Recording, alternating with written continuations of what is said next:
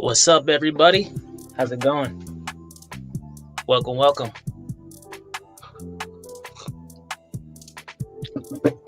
Who's up in here? You got some people in the chat already. I see that. Hold up.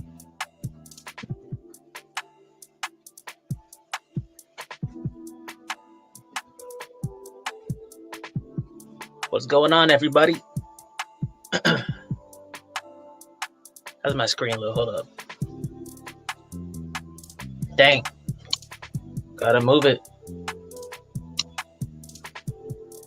There we go. There we go. What's up, guys? Hold up. Burning from Alberta, Canada, Dub. Where you at? SoCal, baby. That's where I stay. 7 people on the chat. What's up? How y'all doing? Happy Sunday, I think. Unless it's not Sunday where you're at. I don't know. Dub mixes tea with vodka. Yeah. And a lot of stuff. I got a lag. My bad, guys. Where my crypto news and macro trends at? Right here, bro. I'm a little late. My hair was wet. Trying to dry it off. Man. 7 people in the chat. How's it going, guys? Let's give everyone some time to filter in here. I'm gonna just shoot the the crap with y'all right real quick. Dayton, what up, W? What up, what up? How you guys doing? 10 people in the chat. I feel honored, y'all. I feel honored. Guys, I succumbed to some FOMO. Even the pro succumbed to some FOMO. Ran up in Binance Smart Chain. I took a little L. It's all good. That's how it goes. Yeah, even sometimes I gotta remind myself, chill the hell out. You know what I'm saying? That was a reminder I needed. What's your favorite strain? Staten knows what's up. I've been trying to keep it low pro, Staten. Favorite strain? I don't know, man. I done tried a whole bunch of them. I live in SoCal. I used to live in San Fernando Valley, so that's the weed capital. SFVOG is cool, man. You haven't tried that out. That's hot. Blind Dave Crypto listening. What's up, Blind Dave? Long time no see, I think. How you doing? Welcome, welcome, guys. 11 people in the chat. So guys, my channel's almost at 3K. What? That's tight. But you know what, guys? My bad for going a little lower on the volume of videos. Because, man, I was banging that stuff out. If you guys are new to my channel, I started this 8 months ago, 7 months ago. I was banging videos out sometimes 3 a day. Then I upped my production value 1 a day. Man, I'm tired. Feel a little tired, y'all. So my bad about this week. I had to go chill with it for a second. Christopher Price, morning, Dove. Got my Christmas coffee cup today. Hey, me too. I had that yesterday. I got the cooler one because y'all are making fun of me and stuff. Man. Jesse Whiteside, Ontario, Canada here. Hey, what's up? I'm starting to get some love from Canada. How you guys doing, man? It's cold as hell down there. Y'all okay? See, Texas is freezing. Hey, guys, what the hell's up with Texas? Why is that? Why is there so much snow going on in Texas like that? Texas is supposed to be hot. Where the snow come from? Mexico? What the hell? Staten. Yep. Check out SFVOG, baby. And for those of you who don't do that, it's all good. We're here to talk about crypto. We ain't here to talk about that. Kyle, questions on potential price predictions through March, specifically by talking the TA and the FA and mixing all up. About what though? What you got questions on, Kyle? Did I miss it? I don't know, man. Hey, man, you know what though? Crypto's kind of gone up kind of high, man. I'm expecting a correction here at some point, right? So when that happens, I don't sell all in a Bitcoin and altcoin like that. I do that probably towards the middle of the bull. Limit my alt exposure a little bit. But when it comes to healthy corrections, low caps are what you got to worry about. Low caps could deflate like a mother. And I actually had some of that happen on Binance Smart Chain. It wasn't how would you say, it wasn't my finest moment. But I made so much gain so far. I can't even be mad.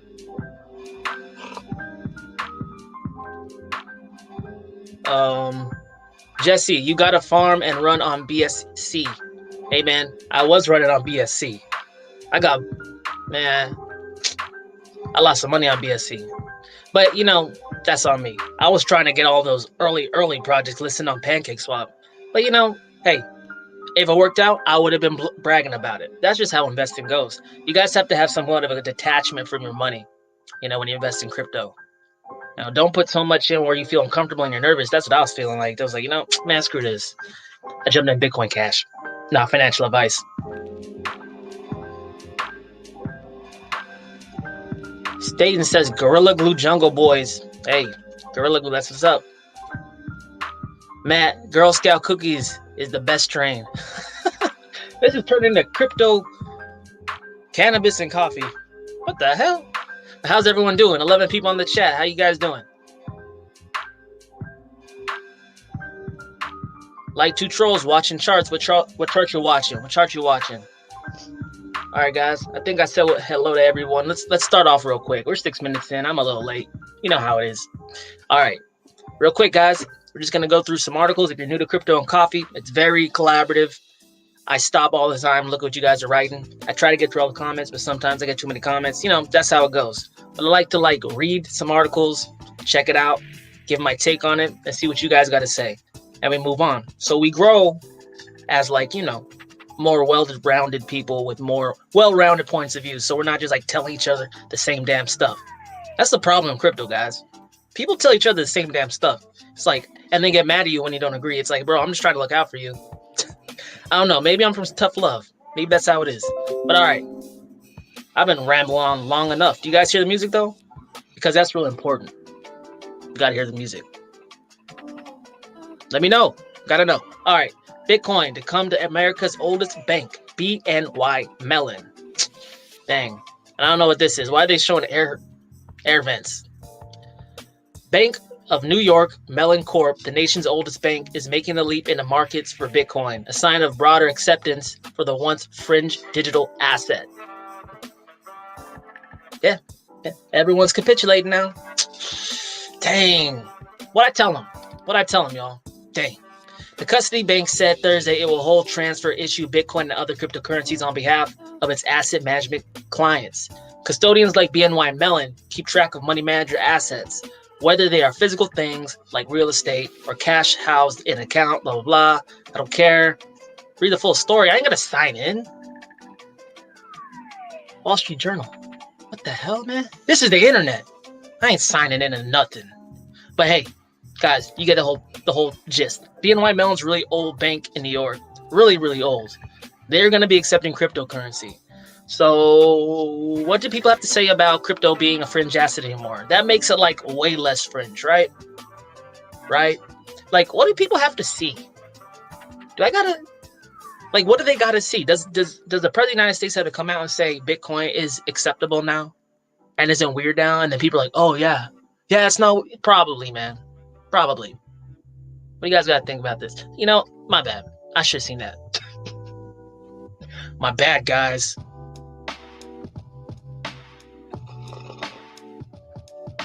All right. Blind Dave took a little froth off the top to fix duplets and get ready. Get a guide dog to travel to crypto events post bear flu. Hey, there you go. You know what? That's what I'm talking about. A little froth off the top. Blind Dave's been in the crypto game for a while. He knows what's up. Take a little froth off the top. You know, cycle it down, use it, lose it, whatever you want to do. I lost it. God dang. Man, I haven't got erect in a while. You know, I gotta flex my erect muscles, y'all. Let's see. Jesse, yeah, but we're good. See, that's the man. Give me the answers I need. 19 people on the chat. What's up, guys? Welcome to Crypto and Coffee. What are you drinking? Let me know in the comments. Thanks for watching the DubDigital show. I know. I've been slacking on the uploads. I've been sleeping a lot. I've been tired as hell, man. Let's see. Vegas. Love you, Dub, because it's never a gamble to listen and learn from you. That's right. That's right. I try to keep it conservative, guys. I never tell you what to do either. Like, hey, I'm not like one to say, oh, never get into a risky coin. I did that. And I'm paying for it. Right? There's no such thing as a pro in crypto, yo. At a certain point, like, every coin's a chance. If it's young and new, it's really a chance. You know, that's why, like, I say, hey, majority of your bags, you could play around with some, but like the majority of your bags, what are you doing like in like super small coins, like a lot of your money, you know? Like, alts give you leverage to Bitcoin. Bitcoin has leverage to the, you know, to the dollar. What you want? 22 people in the chat. What's up, guys? Let's talk how everyone is sleeping on Hedera hash graph when deep down they know it's the future. Hey, we got HBAR lover right here. Jesse. Hedera, guys. Hedera looks hot. Like, I got Hedera. If you listen to me since 3 cents, you'll be up pretty nicely with Hedera. No bragging. I'm not bragging, y'all. I'm just smiling. But hey, let's be real. Jesse, the one thing I got to say about Hedera. The one. And I'm not just like trying to drag you down. I'm trying to let you like think about it, right? The one unseen that no one could expect from Hedera is some kind of technical risk, right? And like, do I think it's going to happen? No, I don't. But is it new? Yes, it is. You know, the one technology that's proven steadfast is blockchain. Hashgraph, while it might, like, what do you say? Like precede and outdo blockchain in the future, like, it doesn't have that track record, man. You know, so like, as far as I'm concerned, I have a good bag, especially now because it like went 3x. You know what I'm saying? But hey, HBAR, you gotta keep an eye on the technicals. Okay? Make sure that those are sound. Everything's progressing. You guys should be listening to those technical updates that they send out, like, I think like weekly, monthly, right? Stay on top of that on the HBAR side. Because that's the only way I see HBAR falling through the cracks. And I don't think it's gonna happen, right? Because they got partnerships at the yin yang. They got Boeing, LG, Google, what you want? 21 people in the chat. I'm loving it. Blind Dave also put aside Lil in case equities fall. Correlation to crypto, question mark. Hey, you know what though? What do you guys think about that? Equities and crypto, Bitcoin following equities. I mean, recently, that correlation has been getting weaker and weaker over time. You know what I'm saying? I'm thinking one of these days, Blind Dave, one of these days, equities are going to tank and crypto just might not. You know, it's probably going to be when the bond market collapses, spikes up, everyone runs out of the dollar because they notice that inflation's going on and they're looking for somewhere to put their money to save their capital. That's when I think they'll be okay with getting into weird stuff like crypto. You know what I'm saying? Because there ain't nowhere else to go. It's equities and bonds, equities and bonds. Everyone knows that. But what happens when equities and bonds get unsafe too? You might as well just pile into the fastest growing asset. Let's see. All right, guys, let me move on to the next one. I got 21 people in the chat. I got to give them some news, but I'm going to come back. Hold up. All right. Let's get it. This is one. I got to sign in for this one too? No. All right. Bitcoin's big moment. MasterCard jumps on the bandwagon. Welcome, MasterCard. We love to have you. Welcome to crypto. MasterCard is bringing Bitcoin to the checkout counter. Our philosophy on cryptos is straightforward. It's about choice.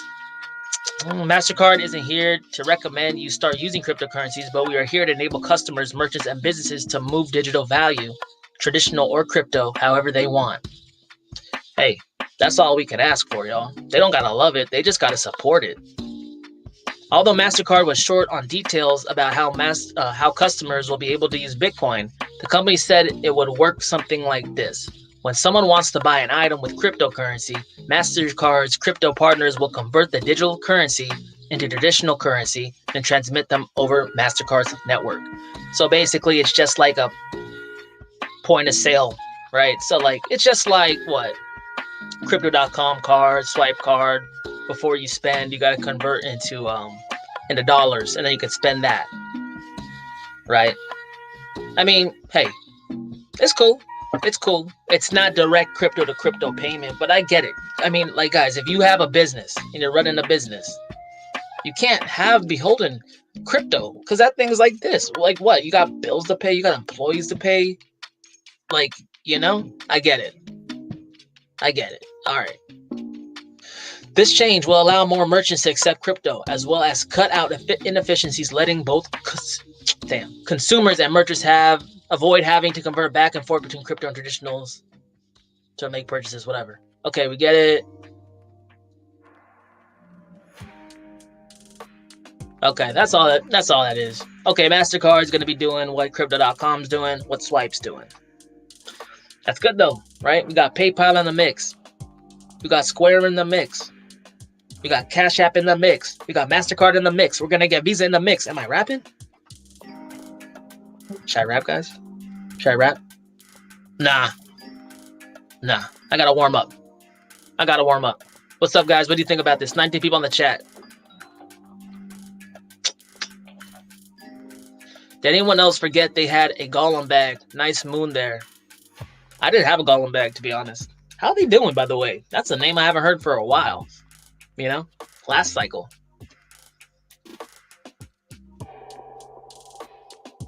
He's loving the perp punch these days. Perp punch? What? What's up with that? Man, I used to have to fly into San Francisco. Like Washington. For work. Hey. They got that good. Let's see. They hear the music. You guys can hear the music. That's what's up. How you vibing? What you guys doing? What you drinking? What you smoking? What you doing? Wow. Welcome, guys. 20 people in the chat. Welcome to Crypto and Coffee. We're keeping it real, hanging loose. We're keeping it gangster. Putting some cheat codes on you suckers right here on the crypto game. LOL, Chronic and Coffee Show. Hey. Why isn't there more of these on YouTube? Right? Like two trolls. Would be interesting to hear your take on PancakeSwap. It has overtaken Uniswap volume, but still only worth 25% of Uni's market cap. Think there's more opportunity there. Yeah, so check it out. PancakeSwap, that's the Wild West, man. That coin I mentioned that I got wrecked on, I didn't get super duper wrecked, but like I got pretty wrecked. It was down on PancakeSwap. Okay? Just like Uni, guys, you got to be careful with these DEXs. While they give you uninhibited control and access to these new coins just popped out, hey, there's not much quality control going on there, you know? But as far as PancakeSwap, and you guys understand that if you're OG crypto people, you know that. You assume your own risk. We're all adults here, right? So if you assume that risk, hey, DEXs are cool, man. I love DEXs. I love Uni, except the gas fees. Like I've been saying, people are going to start exiting, you know, the Ethereum whole game with Uniswap and go into PancakeSwap because they're doing their thing over there. Binance Smart Chains addressed what Ethereum has not addressed. And you guys can feel however you want about this. Nothing you can freaking tell me to make me want to pay $100 gas fees. Look at my face. Look at it. Does it look like I want to pay freaking $70 in gas fees? No, hell no. How about a hell no? How about what the hell, Vitalik? No. Vitalik better watch the hell out, man. Like, what are they doing? What are they doing over there in Ethereum? I'm just going to complain right now. Someone tell me, please. Why is it worth paying $70? See, and that's why PancakeSwap, I like CZ. He saw that coming a mile away, just like I did. I just don't got money to make a text. But like, PancakeSwap's cool. I know a lot of people have already farmed the hell out of it, though. I know people who are farming that thing when Pancake was 50 cents. Now it's what, 15 bucks? You know, so like, it's not an early mover advantage you have right now. It's like starting to wake up. It's starting to catch traction. Now, you know, in the heat of the bull run over long term, yeah, Pancake can grow from here. But the whales are already all up in that stuff, man. Just my take on it. Forge Empires?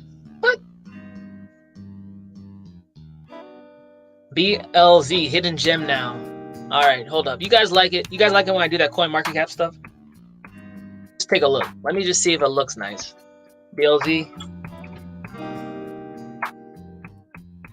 Bluezell, yeah, I heard that. What's the market cap supply? 500 million. Okay, I mean, this thing's making a leg up. I mean, the next up should be pretty significant, right? That's right up to here. It's like 100 or so, and then up to here, just looking at it like 300+% up. Hey, where can you buy this thing? Binance? Okay, I'm a little scared of Binance right now. That's tight, guys. Check it out. Blue Zell. Don't know much about it, though. What's the deal with it? I'm gonna move on to the next one, though, guys. Real quick. But I'm gonna come back to y'all. Don't even worry about it. Hold up. All right. Uber may start accepting Bitcoin for rides, says CEO. Rideshare giant Uber may start allowing its users to pay for journeys using Bitcoin, according to the CEO. Hey, are they even in California still? I thought they were like, nah. I mean, I haven't got an Uber in a long time. Maybe because I just sit at home and make videos. Yeah, that's probably it, guys. That's probably it. All right. Uber CEO Dara Khosrowshahi said that the rideshare giant may start allowing its users to pay for journeys using Bitcoin and other cryptocurrencies. Just like we accept all kinds of local currency, we're going to look into cryptocurrencies and for Bitcoin in terms of currencies to transact. I messed that sentence up, my bad. That's good for business. That's good for our riders and our eaters. The CEO said that Uber will not be following Tesla's footsteps by putting Bitcoin on the balance sheet. It was a conversation that happened that has been quickly dismissed. We're going to keep our cash safe. We're not in the speculation business. I get it, right? But how do you guys feel about that statement? 26 people in the chat, where you at? How you feel about that? I feel like, what does safe even mean? Safe. What does it mean, guys? What does safe mean?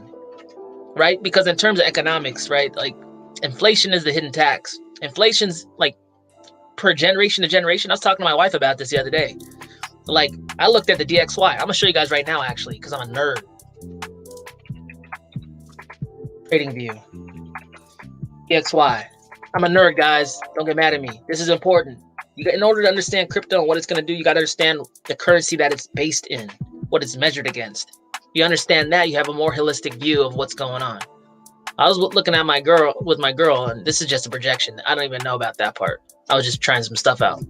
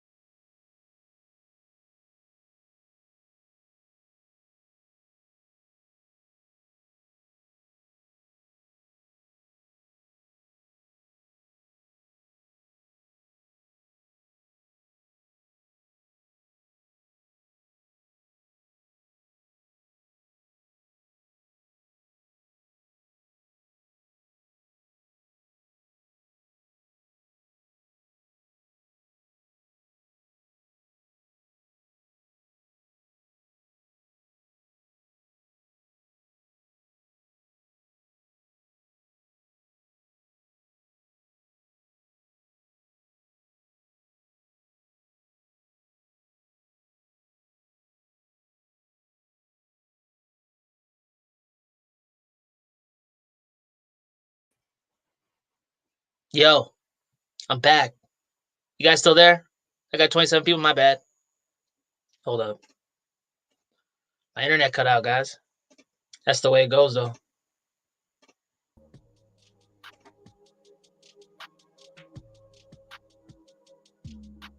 Yo, you guys still there? Let me know. Let me know. Guys, where you at? Guys, where you at? My internet cut out, man. I paid the bill. What the fuck? You know? 20 people. I lost 7 people now. See that? All right. Cool. Blind Dave's still there. All right, Blind Dave, let's talk. All right. So basically, I don't know if you guys heard anything I was saying. But like basically, look. Dollar index 1986 was at 130. Right now, we're sitting at approximately 90. During the last bull run or so, we hit about 90. Okay, so we've been flirting around 90. But basically, just looking at it from a generational standpoint, right? My parents were like around the 1986 or whatever. Some of you are in there. But from generation to generation, you pass your money down. You're losing about, from then to now, 40% of your purchasing power. Right? So what is safe? I don't really know what that means, you know? Because sitting in the dollar is not exactly safe in terms of preserving purchasing power. Am I weird? Am I a nerd? Yeah, I am. What's up, guys? Let me go through. Let's see. Guys, my bad. My internet went down. Sucks. Oh dang, I got a lot of stuff to go through now. Crypto Chronic show, yeah. Full blow, morning, y'all. Hey, what's up? How you guys doing? Thanks for coming back to my stream when I cut out. It needs the risk management protocols in place for other 7.9 billion peeps who aren't here yet. Yep. For crypto, you mean? Yeah, there's no real risk management. Most people don't have any business being in this game right now. It's too dangerous, you know? What's up, Dub? Been trying to tell you boys about your channel. Hey, appreciate it, man. Spreading the word, spreading the love. I like that. I'm almost 3K subscribers, guys. I remember when I was at 26 subscribers. I quit my job and said, I'm making a YouTube channel. Everyone's like, what the hell are you doing, bro? And I said, shut up. I'm going to do it.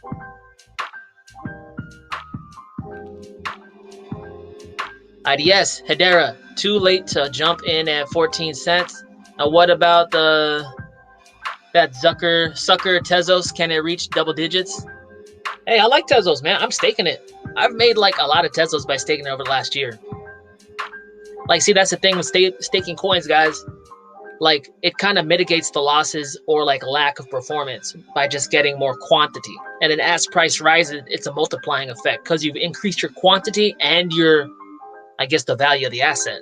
So I'm not mad at Tezos doing what it's doing. I just keep staking that sucker. As far as Hedera is concerned, you know, I made a video saying that I think it's going to go to 20 cents.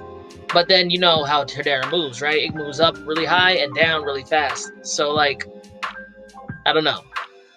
That's a personal call there. It was much better buy at 3 cents. You know, but that's just kind of how I invest, though, man. Like, I'm kind of a baby like that. I'm a baby, bro. Like, I'm not like, oh yeah, the vol's coming through. Oh, the vol, buy, get out. No, I don't do all that. Makes me nervous. Makes my stomach hurt. You know. Let's see. So I didn't buy in on WAN swap, but tell us how you did on the pump. And did you, or are you holding? I'm holding WAN swap for like my entry in price was under a cent, man. It was under a cent. I don't care what happens. Like, I'm gonna let that run, right? And I'm not gonna say I don't care what happens to it, but as far as a risk rewards situation is concerned, I liquidity mind it. So I have strong hands, like super strong hands. That thing has to dump like 20 times for me to get losses. So why wouldn't I hold it, right? I'm going to see what it does the length of the trend. To me, I look at it as a lottery ticket because we see all these DEXs and these governance coins popping off. I'm just waiting for WAN swap's time, man. 25 people, what's up? Scott, 3.5 cent HBAR club. Let's go. Hey, Scott, sounds like you're looking at my videos when they're coming out. Irrelevant to you. I'm 18 to class. What did I miss? I'm late to class. My bad. What did I miss? Nothing, man. We're just going through some articles, talking. My internet went out. You know, same old, same old. Jesse, it's got a supercomputer-proof validating algorithm.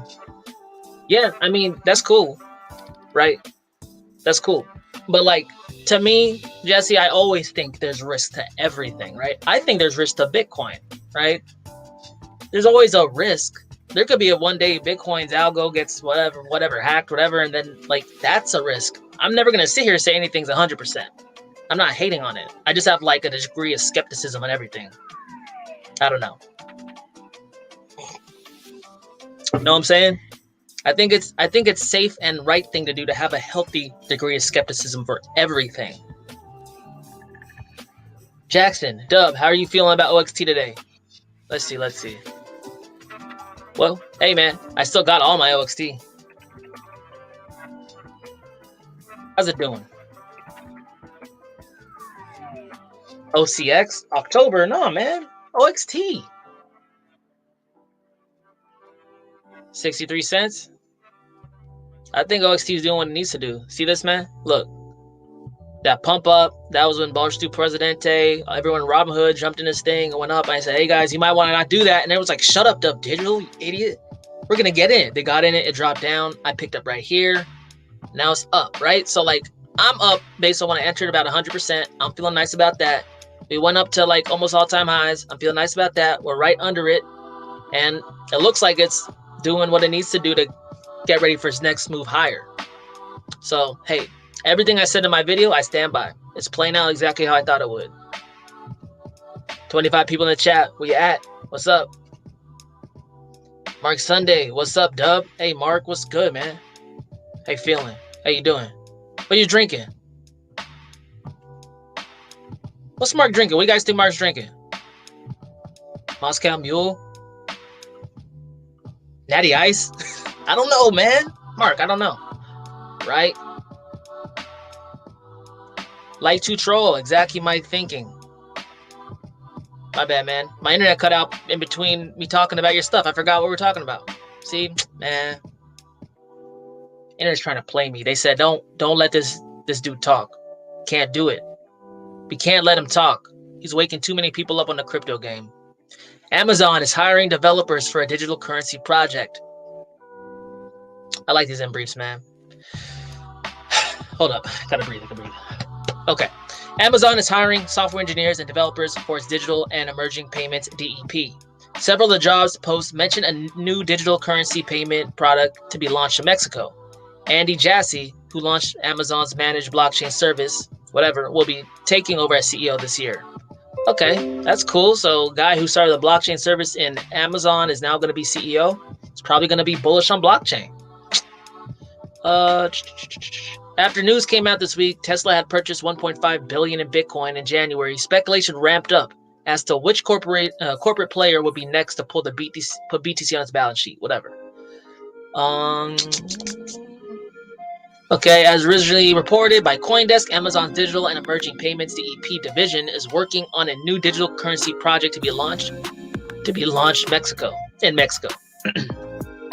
It's seeking to hire software development managers and engineers, according to the post on Amazon's job website. We're looking for a leader to help us launch a new payment product starting with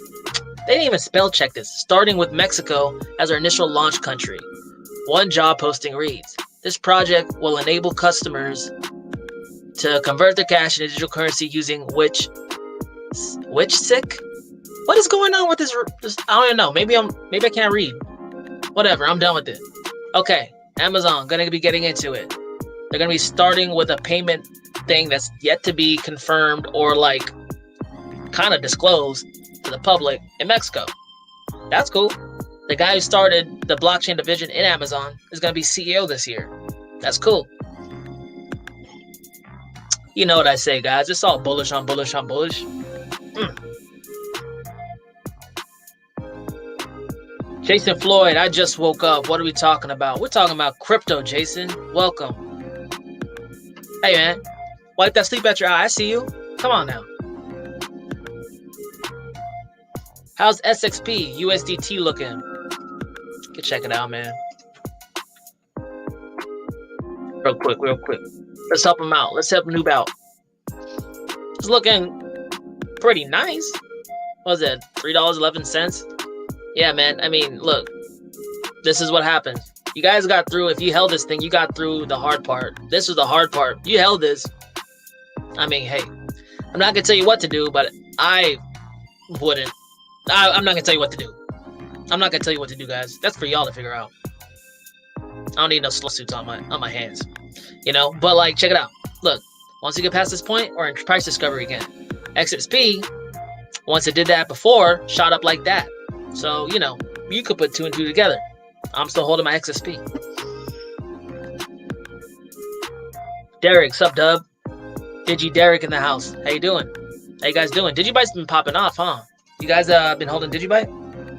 EGB. I'm happy for Digibyte, man. You guys have been holding that thing for like what, years? And not even complaining. Digibyte's going up. I like to see that when Digibyte goes up.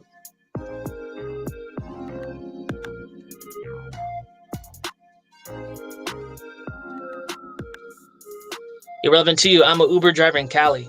What was the deal irrelevant to you? Like they were like, hey, we're not gonna, I don't know. There was some drama about it, right?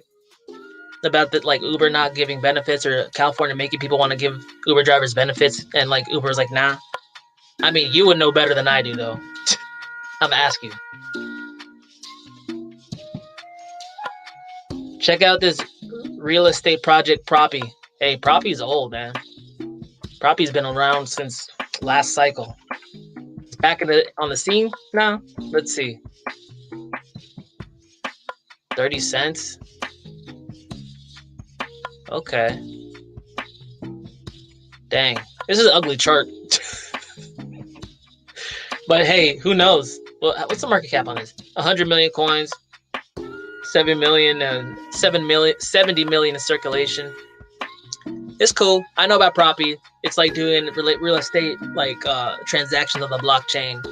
Hey, go ask Estonia. I think Estonia was the first ones to use this. Estonia has been like, in Europe, small countries in Europe have been like the pioneers in doing things that are typically like regulated by governments on the blockchain. Interesting. You guys want some leverage to like that? Check it out. Crypto Secret Circle, what's up, man? How you doing? Still online? I know my internet gave out though, but if you're still online, what's up, man? Guys, if you don't know Crypto Secret Circle, super good peoples, has his own YouTube channel, covers a lot of niche coins like Matic, like Unilend, like a whole bunch of them, like very, very small coins, has a lot of inside knowledge on them though. Go check his channel out. I did an interview with him as well. What's up, Crypto Secret Circle?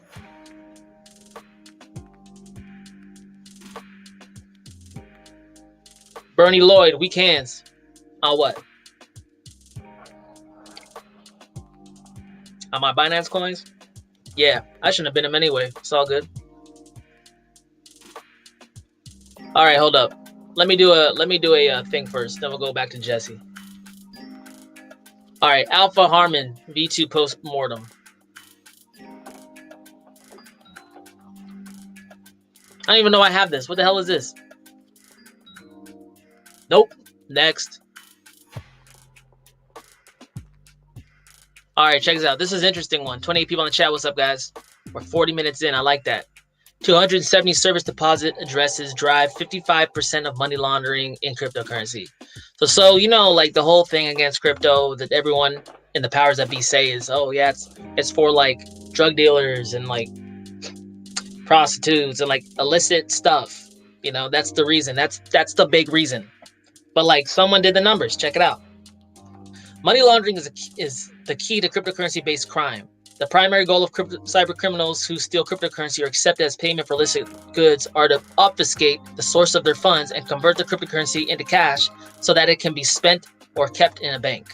Of course, thanks to the efforts of law enforcement and compliance professionals around the world, cyber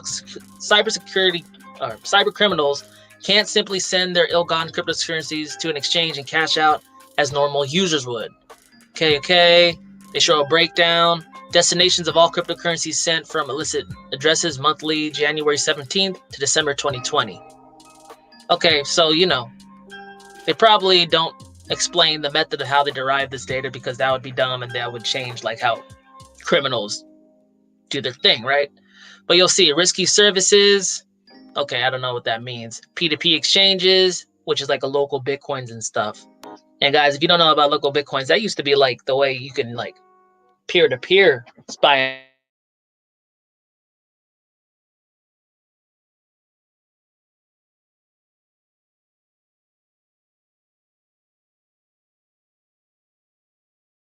and sell like crypto, but now they're getting. Hey, you guys hear me?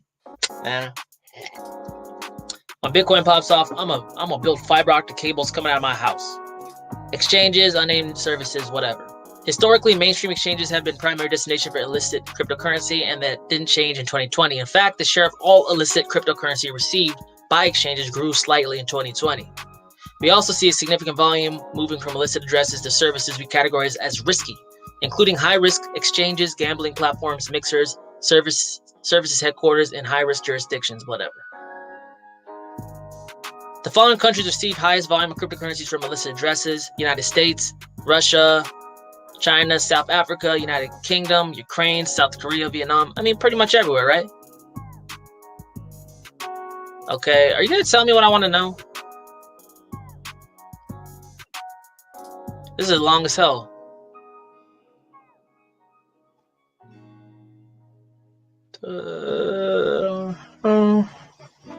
Alright guys, that was a failure. I don't know. It's probably in here, I just can't find it. But what they're saying is like this. Like, there's only like 270 addresses. It's not the bulk of people participating in crypto. You know what I'm saying? It's like a small minority. It's a small few. So, you know, is the government or traditional money, you know, peeps gonna keep saying that crypto's for like illegal purposes when it's like a small fraction of a percent of people doing it? You know, I could say the same thing about the US dollar. People use that for all kinds of illicit activity, right? So why are we singling out crypto? That sounds like a lame excuse. Bernie Lloyd, keep it up, Dub. I'm trying. Jason Floyd, coffee shop internet died. It did, man. Okay, people laughing at my internet connection dying. It goes, you know. Jesse, the stream did go down, man. I was gonna go back to your thing, right? Crypto is another asset that offers the ability to reduce your overall market risk through diversification without lowering your overall return. Exposure is good. Yeah, you know, guys, see that that's a portfolio. That's portfolio theory. You know, you have safe blue chip stuff. You have stable stuff that's low volatility. Crypto offers you exposure to very high volatility, depending on what you're in, and somewhat muted, you know, downside. Because, you know, we call this what's the word? Asymmetrical risk, right? When an asset is closer to the bottom than it is to the top. As time goes on, that's no longer the case. But as of right now, you know, that's what crypto is right now. All right. What's up, guys? 23 people on the chat.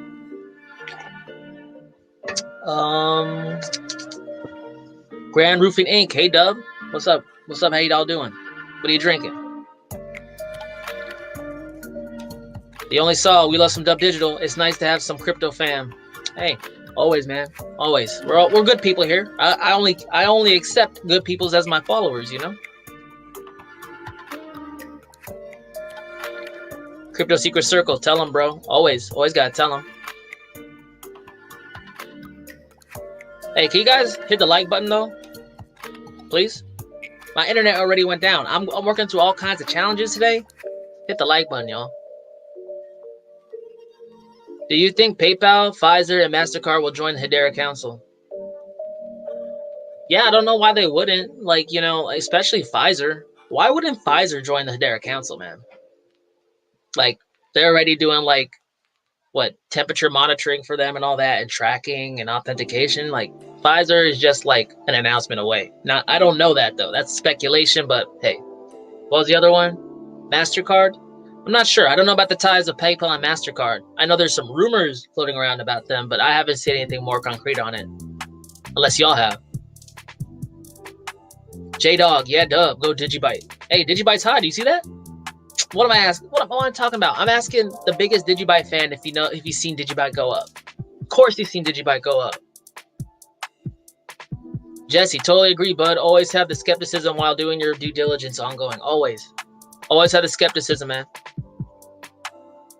Jason Floyd, $5 super chat. My man, my dude, the man, the legend. Thank you. Appreciate it. I'm gonna take that $5. And I don't know what I'm gonna do with it, but I like that. Thank you, Jason.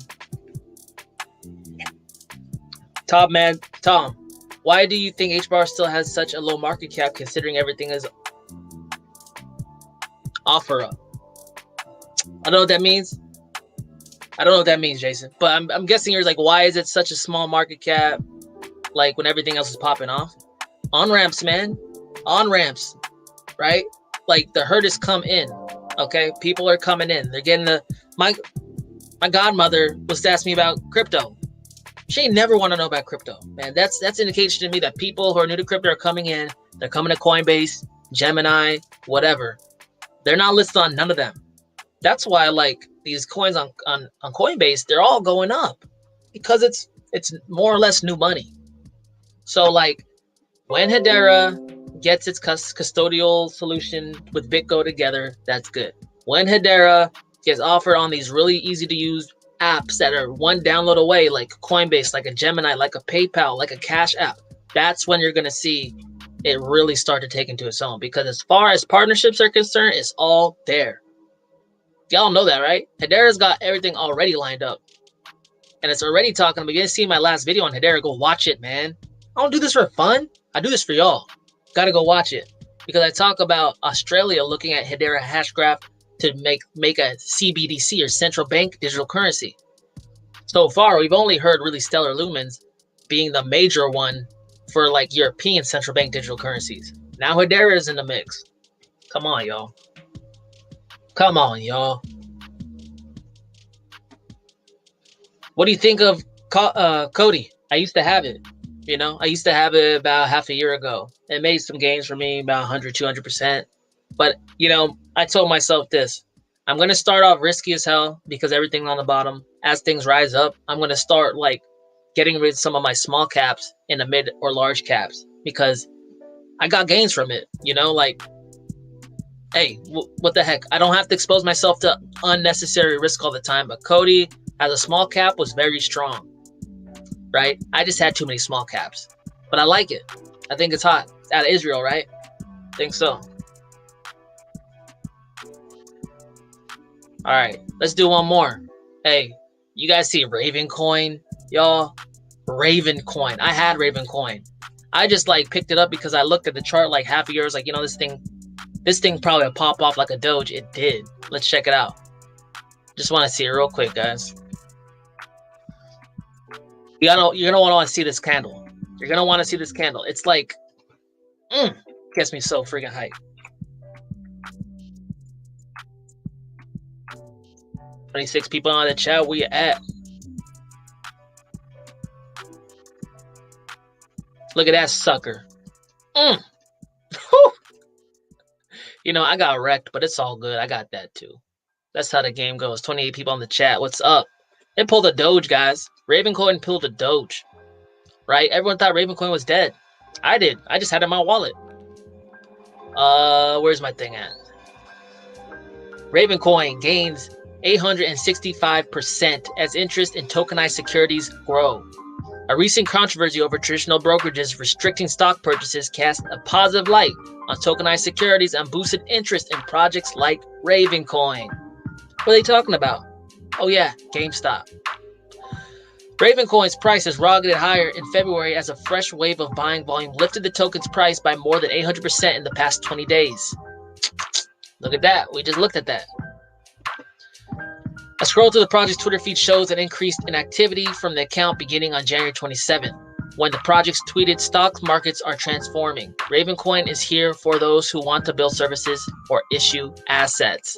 Traditional finance markets were under pressure at the time thanks to our Wall Street bets and its squeeze of GameStop shorts, which subsequently led to a brokerage firms briefly suspending access to multiple exchanges, blah, blah. Ravencoin was specifically designed and developed with securities as a major use case. Specifically, the problem being seen in public markets due to bad ledgers may be solved by distributed ledger technology. And then you'll see here, this is an increase in Ravencoin's like tweet volume. It's running up. Crazy out of nowhere, guys. Okay, that's all I want to talk about. What you guys think about that? And this is why I have like all these theories and I think of things and I throw things out in scenarios and the way the world can work, because It's not all about DeFi. You know, it's not gonna all be about DeFi, and it's not all just like what's hot and what's popping right now.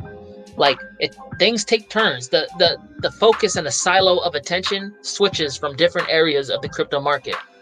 It might land on privacy next. It might go to tokenized securities. You know what I'm saying? That's why I like to have coins that, you know, more or less are quiet sometimes, because I know they have different use cases. Why do you think HBAR is still such... Okay, we talked about that one, my bad. Delay 7. Yeah, my bad, man. My internet sucks. I'm trying. Took DigiByte profits held for almost a week. Nice. Nice. Hey, so you're in DigiByte trade for a week? That's pretty good.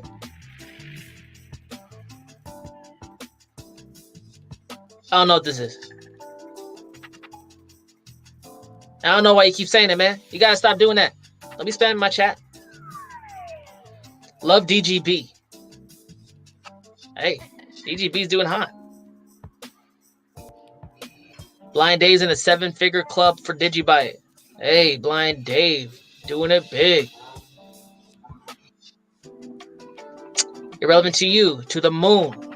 Uber is a flip-flopper and talk out there, you know what. Hey, I mean, whatever, man. It's up to them. But I think it would be super useful for them to accept cryptocurrency, don't you think? Just a little beep. Done. Done.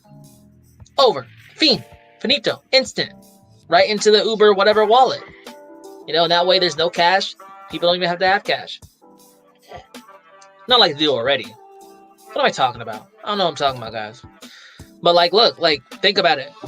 How would this transform? I could see this, like, once Uber and Lyft start accepting crypto, hey, no offense, they're gonna get rid of drivers. You know that's where this is all going, guys, right? Irrelevant to you? That's bad news for you, man. But like, hey, you need to start thinking about this. Once they get crypto, what do they need drivers for? They already got driverless cars. The only real problem was like, I don't even know. It's coming, man. Fleets of driverless cars are coming. Uber would do it too. 27 people in the chat. What's up, guys? Wayne White. I got 10 free new Cypher off Coinbase. They flying up. Hey, new Cypher is doing hot. They're also a part of the Ethereum Enterprise Alliance too. Right? We looked at that. Orchid, WanChain, and New Cypher were some of the notable coins that I cover that are in the Ethereum Enterprise Alliance. Who is also in the Ethereum Enterprise Alliance? If you guys haven't seen it on my channel, JP Morgan, Banco Santander, big institutions, right? New Cypher is in there. Last Mac, I've been DCing AVAX. Am I wasting my time, or will I maybe get rich with a little patience? Front round army. I don't even know what that is, man. Sometimes you lose, sometimes you win. What is this thing? AV. Oh, Avalanche. So when were you DCAing? Because like this thing ran up and it's currently correcting. You know, yeah, I think it's gonna do a bull pattern.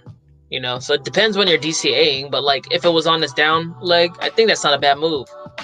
You know, because it looks like, you know, uptrend. It might correct down to like here or so, start rounding out, then do another one up. But hey, I'm not in it. I saw people comparing Avalanche to WanChain. Not quite sure why. What's the use case for it? What is Avalanche? Umbrella platform to launch centralized finance, DeFi applications, financial assets, trading, and other services. Okay, so it's like an ecosystem. It's a cross chain. I don't know why people are comparing it to WanChain. 22 people on the chat. What's up, guys?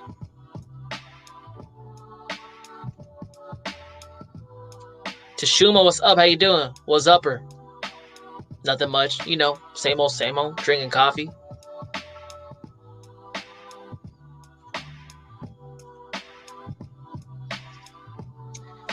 HBAR is on the Voyager app, but you can't withdraw it as far as I know, only buy and sell. Hey, you know, I use the swipe app to get HBAR. It's just easy as hell. Like, you just buy it, then withdraw it. Buy it, withdraw it. You know? But hey, whatever. Give me a second. Gotta take a drink. Gotta vibe out. Gotta vibe out. You guys vibing? I see you in there. I see you. Let's get it. BNB price surges as Binance Smart Chain grows in popularity with DeFi. We were just talking about this. Binance Coin passes Tether to become the third largest crypto in market cap as daily transactions on Binance Smart Chain surpass Ethereum. Hey guys, I don't know why they even count Tether. They shouldn't count any stablecoins. That's not like a play in crypto. That's like a waiting on the sidelines thing. You know, as terms of like crypto market cap, Tether's not like a crypto. USDC is not a crypto. DAI is not really a crypto, you know? Binance Coin BNB has been on an absolute tear in the month of February. It traded $48 on February 1st and grew to $300 at the time of publication. That's about 521% increase. It looks crazy, guys. You know, just real quick. BNB. Yowzers. Talk about going vertical. But guys, does things go up forever? No. No, they don't. Look. That's crazy. Whew. I like it. Let me keep reading. All right. Whatever. Apart from microeconomic factors such as the price of BTC and ETH reaching all-time highs this week, spilling over to drive up the price of BNB, Binance Smart Chain also has been gaining significant traction among the crypto community. BSC was launched in September 2020 and acts as a parallel blockchain of Binance Chain, while enabling smart contract functionality and staking mechanisms on BNB. Okay.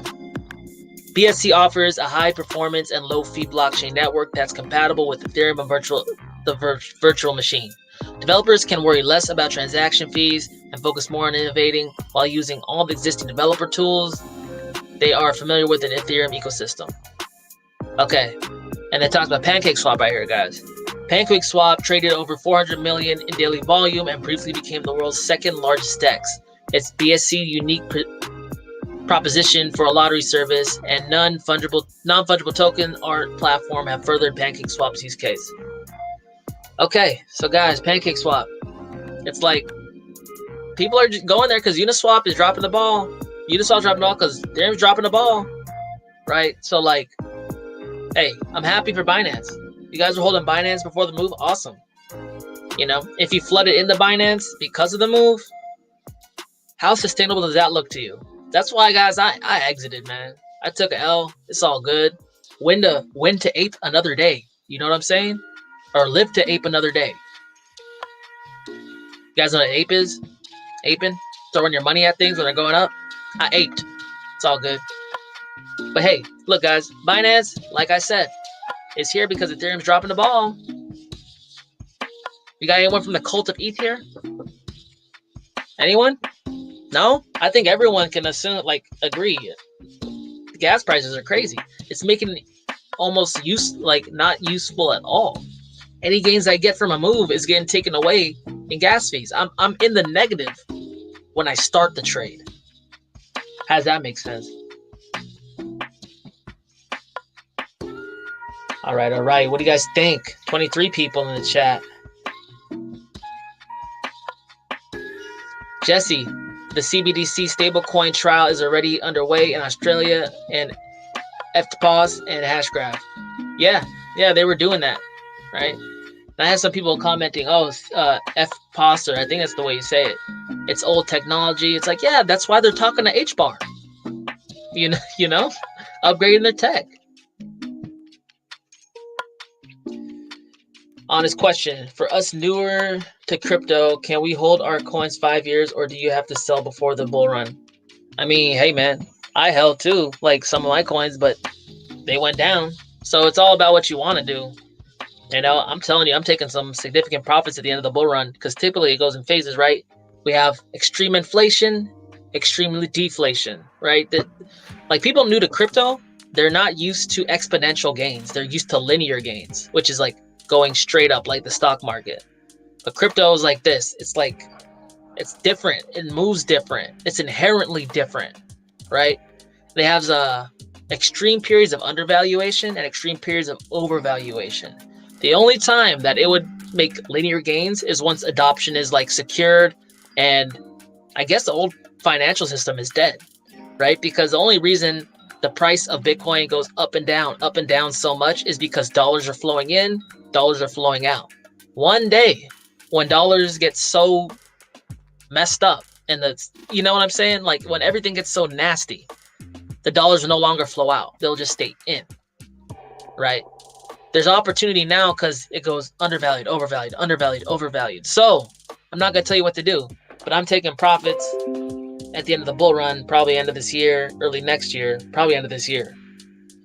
You know what I'm saying? I'm never going to sell all of it though, because there's a chance that the money might not flow out, you know, but we're not in the business of predicting and being Miss Cleo. We're in the business of hedging our bets and making sure we profit no matter what occurs. You know what I'm saying? 23 people, what's up? With telecom utilizing Chainlink, do you think Link catching up to ETH over the next couple of years? Well, see, like that's the thing. Like Chainlink, I get it's useful, right? It's an ERC20. I get it's useful. It's a data oracle and all that. But why would it be more than ETH? Like, how is it more useful than ETH? Like, you know, because it's built on ETH. Am I tripping about that? But like, as far as like price appreciation, I don't know if it'll catch up to ETH. I don't think it should, but I think it will gain prolifically, especially against other cryptos, you know? But hey, what the hell do I know, man? I've been wrong before. You know what I'm saying? I've been wrong before. 22 people. What's up, guys? Can you look at Cardia Chain? Yeah, real quick. Do I have any more? Nah, I don't got any more. All right. Zakai? No, what the hell is this? 3 cents. Wow. Okay. Where can you buy this at? KuCoin, Bitrex. Okay. So yeah, guys, Cardia Chain. That's you guys know Kyle Chasse? If you guys don't know Kyle Chasse, you need to go follow him. He doesn't post a lot of videos, but he's a OG Bitcoin dude. He's in Bitcoin since 2010. He started Master Ventures, which is an investment arm investment arm of Kyle Chasse and stuff. I don't know. But like he was talking about 2 coins when I started this YouTube game, you know, WAN Chain and Cardia Chain. Cardia Chain has a lot of traction in, I think it's Southeast Asia. Yeah, I think Southeast Asia, like the Vietnam area. Cardia Chain's cool. Check it out. What is Cardia Chain? Cardia Chain is a blockchain platform that aims to be fully interoperable and non-invasive, meaning that blockchains can connect to the network without needing to make technical modifications to their own protocols. Cardia Chain uses a dual node structure to facilitate the connection between its own ledger and other blockchains, sharding for scalability and smart contracts for developers. Okay, so it's an interoperable play. Okay, so like there's this trend, you know, and I like these. I like WAN Chain. I like things that let other blockchains connect to each other in a decentralized way, because that's a huge problem, guys. Huge, right? Look, in order for me to get out of BNB, I had to transition my funds into BNB, then swap it into the other coin that I got into, which is Bitcoin Cash, you know, but I couldn't swap straight from like the coin I was in to Bitcoin Cash. And every time I do that, it's a taxable transaction, which is bull, but it's what I got to do. That's not good, especially when gas fees are like $100 on ETH at least, right? So anything that helps with this problem, I'm bullish on. Cardia Chain's cool, not in it, but I like this rounded pattern. I like this rounded pattern a lot, right? Because guys, if it was going to die, why didn't it do this? Boom. Why don't it look like an L? Right? Look at the bottom trend line. If I could draw a line here, it's respecting. Hey, what do I know? Andrew Nation, hey guys, what's up, man? How you doing? How you feeling? What you drinking?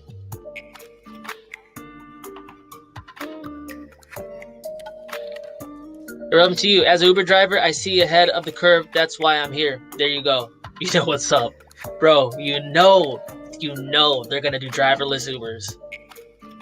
Like this Tesla stuff going on, like, and then what is that thing? The Starlink, yeah, with Elon Musk and SpaceX is like everywhere internet. That's what they need, right? Once they got internet coverage all over the world, all this stuff is gonna roll out because you can't have dead spots in a smart society. But once that's out of the way, shoot, man, watch out. Andrew Nation, what's up, bro? 23 people on the chat, guys. I'm out of news articles, so like, I'm just gonna sit here and vibe and kick it, you know, kick with the homies. Let me get comfortable though, y'all. Oh, you hear that? What the heck was that? How you guys doing though? Hopefully you guys are enjoying the channel. You know, I'm putting some good effort into it. This week was a little light, but you know, sometimes y'all gotta take a breather. Cause you know, guys, like when I make my videos, I be yelling, acting all crazy. Takes it out of me sometimes. Bernie Lloyd, price prediction for WAN for this year. I like WAN, man. WAN does it for me, man. I gotta look at WAN. You know, you guys know I like shilling WAN. Hey, it's all good. We all shill stuff. This isn't the chart I look at. Dang. $1.45. Ah. What does that look like? Woo! That makes me all happy and giddy inside. Actually, let me go find a good one for you guys real quick. What am I using? Which one am I using? I thought I was doing this one. Yeah, I think I'm doing this one. Yup. Bernie Lloyd, look at that, man. Well, man, I don't know, man. You know, I just say, man, it's for everyone. But check it out. This thing's up like 100+%. And we're just right. Oh my god, I'm so hyped. Cause guys, look, this is the main sticking point, right? We're here. We're finally here. I've been talking about this for like damn near 7 months. My bad. Time is not my specialty. But check it out. Like this area here, this $1 area, $1.05 area, that's a big support. I mean resistance point. Once we flip that, it's gonna get nasty. But as far as the end of the year, guys, let's check it out. This is like 8, up here is $10. Let's say like 10, $9. I'm thinking WAN chain is gonna hit 190 to $100. It's just a multiple of 10. Like, look, because we're just, so it's just like 900% back to all-time highs. And then you're saying it's gonna go another 10 from there? Yeah, that's what I'm saying. That's what I think, not financial advice. What swipe app do you use? There's only one swipe app, man. What do you mean? Just download the swipe app. No? Hold up. Let me get out of here real quick. Let me go back to CoinMarketCap. I just want to see what's popping. We got to see what's going on. Let me just scroll this thing real quick. Bitcoin, 57,000. What? You guys don't think inflation's occurring? What the hell is that? Everyone's like, oh no, the CPI says there's no inflation. The Fed said, bro, what the hell is that? Yo, because last time I got into Bitcoin, when I remember I got into Bitcoin was $100. Now Bitcoin's like $60,000. What? I don't know, guys. There's certain commodities that show you the true nature of the economy, guys. Gold, silver, Bitcoin. All alternative methods to transacting value to the dollar. The dollar don't like that. Powers that be don't like that. Because if people ever got wind of that and realize that it's not Bitcoin gaining a value, it's the dollar losing value, the game's over. It's done. Good game. GG. Done. We win.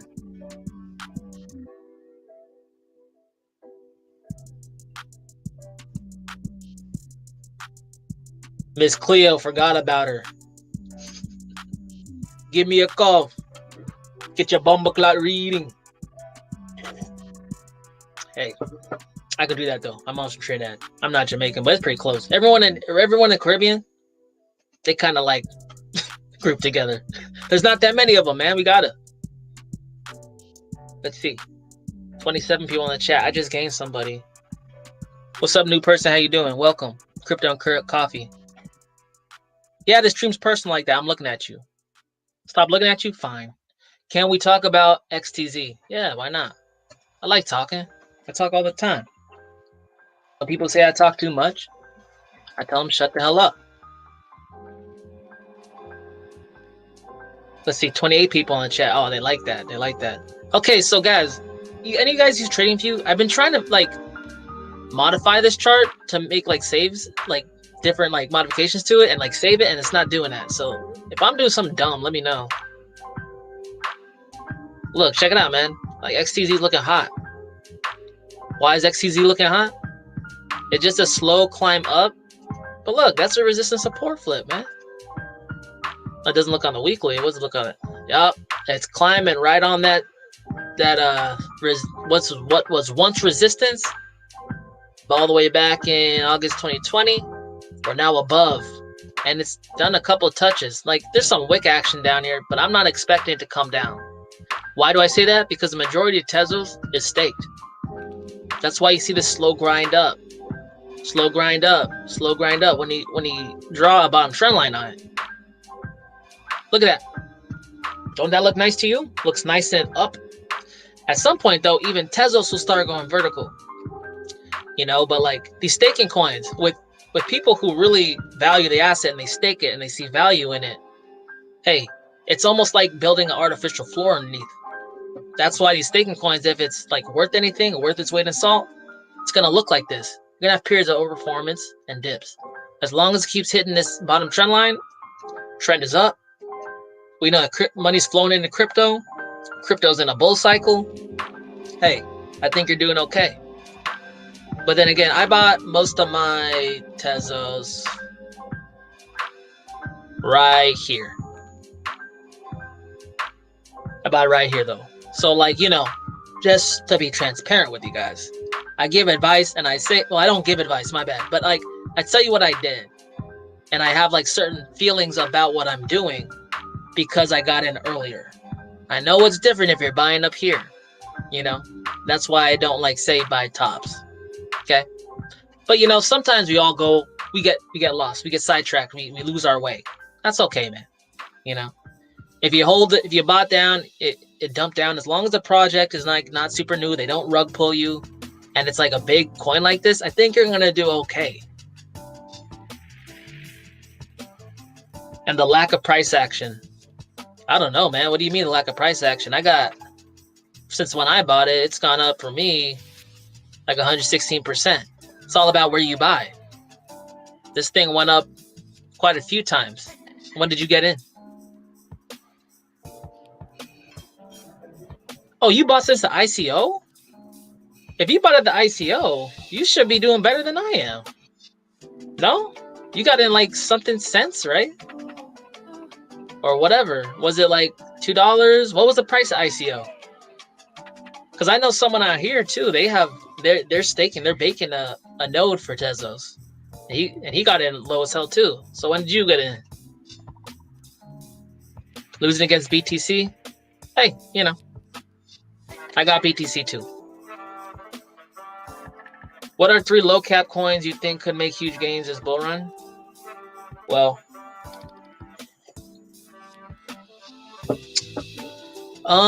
let's see. I mean, I'm gonna, everyone knows I'm gonna say Wanchain Wasp, but you know, I'm gonna stop saying that because everyone's gonna slap me saying it so much. Let's just go down the list here real quick. Sometimes I forget it. So many coins, man. So many coins. I don't think Zcash is a small cap, but I got my eye on Zcash. I got a bag of Zcash. Not financial advice. Hey, Celsius, guys, dang, this thing was 10 cents when I first like started like doing the whole Celsius network thing. $5? Jeez, I never thought that would happen. I think Icon. It's not really a small coin, like small cap either, but I think Icon's looking hot. right? I mean, that's pretty far up to go, and it's on Coinbase. And you don't gotta take lot of risk on like being on like Pancake Swap or like Uniswap and 1 week old coins. Digibyte's not a small cap, man. Bancor. Oh, this one, but it's taken off already.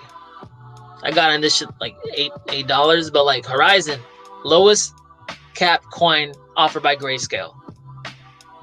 Now it's Zcash, but like Zcash and Horizon, man, I think people are sleeping on them, but Horizon might be like taken off already. People talk about PundyX a lot. I mean, PundyX and market cap has exploded, but it's barely in terms of USD price taken off that much. PundyX looks interesting. I'm just giving you guys some examples. What is Ocean doing? I got a little Ocean, but I don't know. That's a newer one. What else?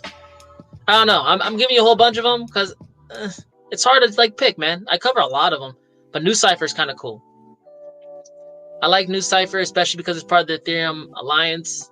It's just went one direction since it's been released, up with some bowl shapes in between. But hey, hopefully that gives you a little something. Jasmine, is that good? All right.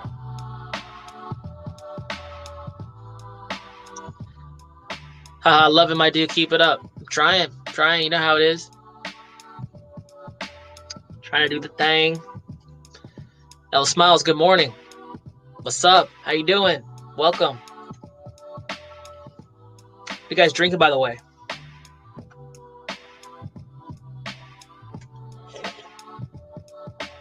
PlayStation. I like that. I love PlayStation. Evo, what up, Dub? How you doing? Welcome. Did you say Stella Swipe app? No.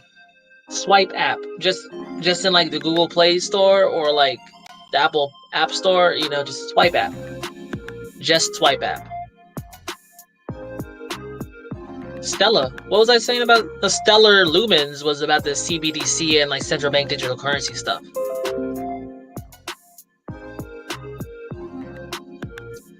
Bought at 2017. Only up 15x. And some people would drool over that though. 40 cents, I think. But for 4 years, bad return. Yeah, but you bought in 2017. Like to troll. Like that was like the bear market came. So everything was a bad investment over 4 years. You know what I'm saying? If you're up 15x, you can diversify out at that point if you haven't taken profits already. Just like maybe take your initial capital out so you don't care and you keep moving that thing around. But Tezos, it's showing strength to me. When I look at it, this while it's not like the most hypey coin, it's doing what it needs to do. Higher lows, higher highs. It's flipping some resistance points here. It's never broken the trend line. I like that. And I like the fact that it's part of the Chinese blockchain system. So if you're getting bored with it, maybe pull half. I mean, you're up 15 times, pull half. So you let it sit, because I do think Tezos is going to be a performer. Why do I think that? It's adopted by a nation, and they're making master degrees in South Korea programming in Michelson, which is a programming language for Tezos. So it might be one of those slow builders, but I'm liking what it's doing for me. 26 people in the chat. Where you at? Ryan Garcia. Any guesses on when WANSwap will add HBAR? Two of my favorite coins at the moment. Yeah, Ryan. Like, there was a vote. Like, because you guys know I liquidity mine WASP.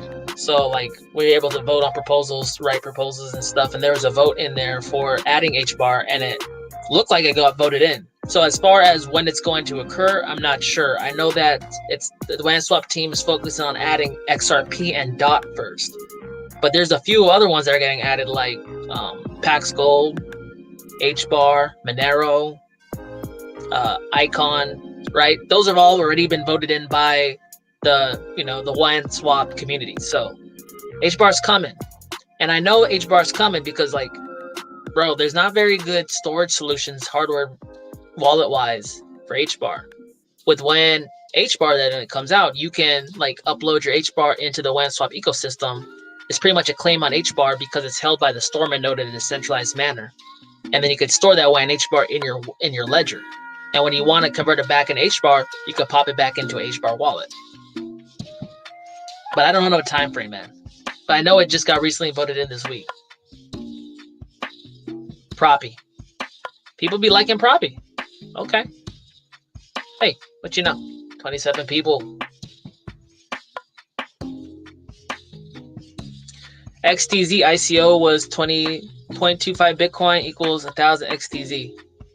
You Blind Dave knows about the XTZ ICO too. See? But like, hey Blind Dave, how do you like your XTZ performance over the years though? Think it's treating you well? FNT or DEC? The hell are those?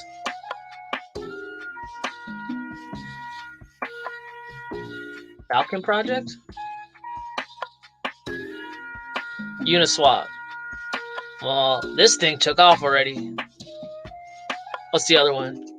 TC?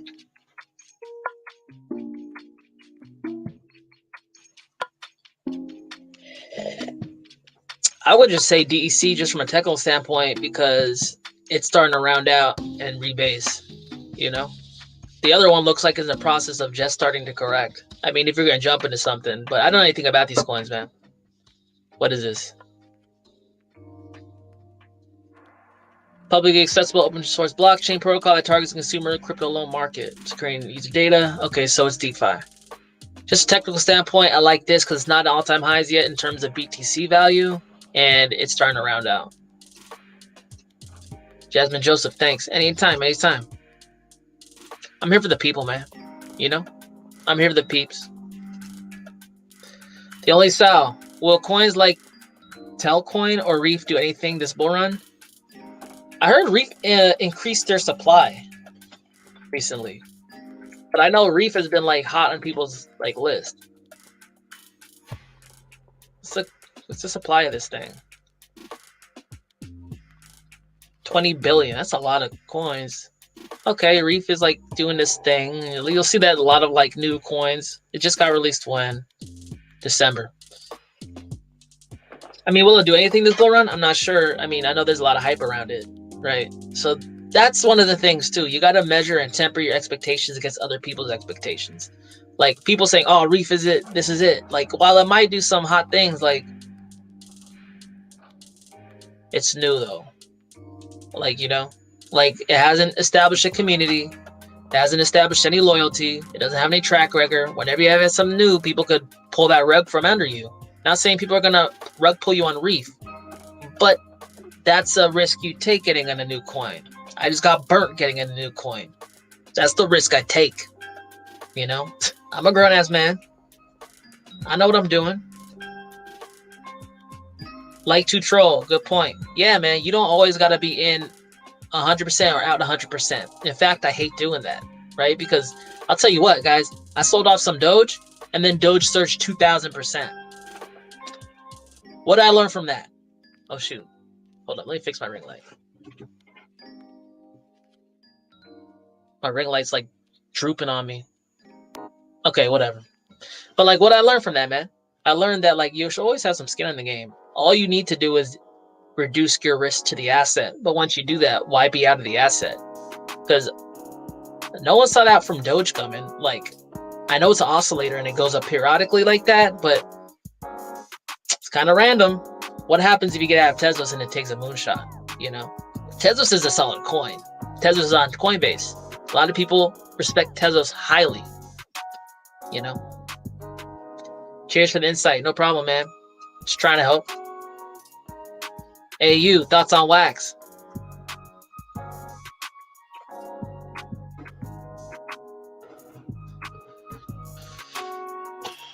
Wax. What does the coin do, though? Wax is purpose-built blockchain and protocol token designed to make e-commerce transaction faster, easier, and safer for all the participants. Wax blockchain uses delegated proof of stake, and its consensus mechanism, and is meant to be fully backward compatible with EOS. Oh, really? The custom features and incentive mechanisms developed by Wax are designed to optimize the blockchain's usability in e-commerce and encourage voting on deals and proposals. Okay, so that's cool. I mean, like, as far as e-commerce is concerned, a blockchain connected and backwards compatible with EOS, that's the right thing to do, right? Because like right now with gas fees for Ethereum, that would make anything trying to operate an e-commerce site unusable. EOS almost has dang near free transactions, right? So that's hot. As far as the price depreciation is concerned, it's just taken off right now. This thing was around in 2018 and it reached a price of almost $2.40. It's currently sitting at 9-10 cents. Think it looks cool. I like that. E-commerce is a big deal. Everyone knows that. You buy stuff online now, right? So it just assumes that EOS starts to get adopted, which I think it will. But you know, EOS has some bad taste in everyone's mouth to work out. So Wax will start getting going when EOS really starts getting going. But I like the idea. E-commerce is a multi-billion-dollar market, growing by the day, especially because of the pandemic. 28 people in the chat. Where you at? DEC actually has a pretty cool use case similar to Brave. Oh, really? So it's like a ad resistant, tracking resistant kind of like browser? That's cool. But then do you think it could overtake Brave? Because Brave has like first mover advantage and it already has a lot of adoption. Blind Dave Crypto, XTZ BTC is undervalued. 2 BTC then for 8K Baker node. So 2 BTC, 8, okay, hold on. Blind Dave, you're doing all this math, man. Dang. I gotta take a freaking drink, Blind Dave. You're getting intense on me. But yeah, like, I think it's undervalued too. Because guys, let's take a look at like the Bitcoin dominance, man. Let me just prove this point real quick. Bitcoin dom.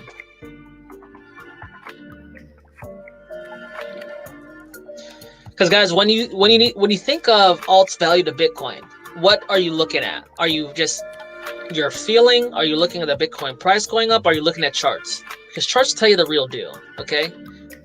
Bitcoin Dom, in regards to when compared to altcoins, has fell approximately 13-14% since January. Okay, that's telling you money's leaving Bitcoin. Even though Bitcoin's going up, alts are going up more. That means more money's siphoning into altcoins. And it has something to do with Bitcoin being so damn expensive. People are looking at Bitcoin being like, oh, I don't know. They don't think you can buy part of a Bitcoin or don't see the need to do it. And they buy Dent. They buy Icon. They buy things that are worth cents. They buy Doge.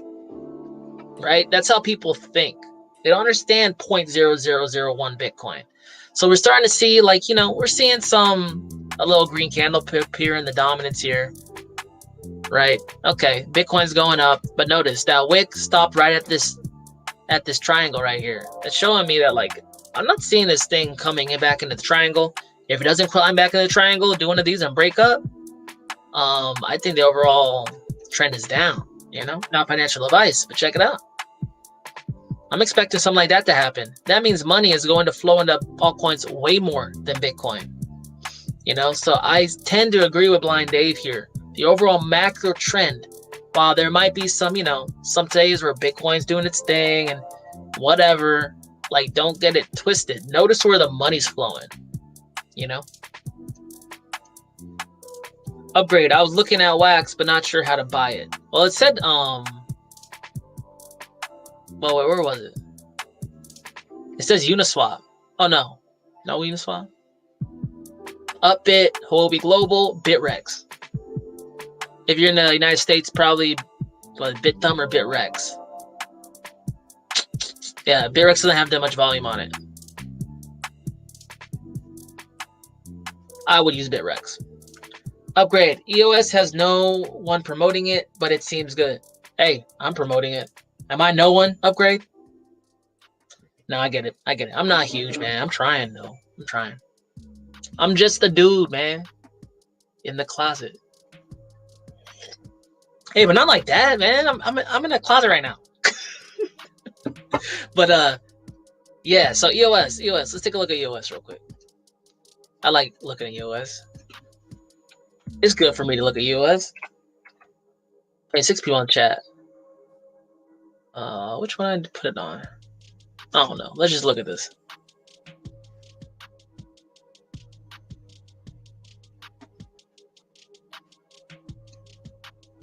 That's interesting, guys. Let's look. Check it out. We had a resistance over here, February 2020. Boop. Reached about $5.20, came down. Got crashed with oil getting negative. Everything went negative. Bitcoin, $3,600. Everyone's like, oh no, it's gonna die. And then Bitcoin runs up to like 10,000, 14,000, 20,000. Doesn't even look back. EOS still is yet to recover from it and has just started to recover and trying to reapproach this $5.30 area. This is a hard line in the sand, guys, because it's a cyclical high for like what, the last year. So you see all this chop happening right here, right?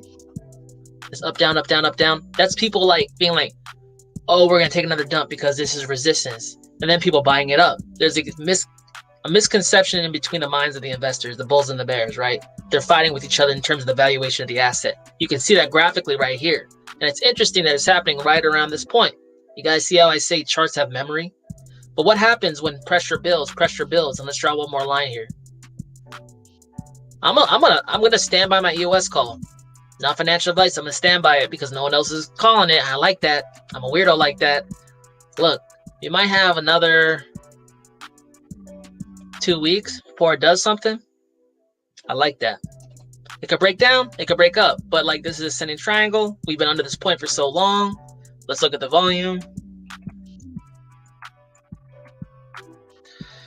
A buildup in volume occurring in this one little triangle right here.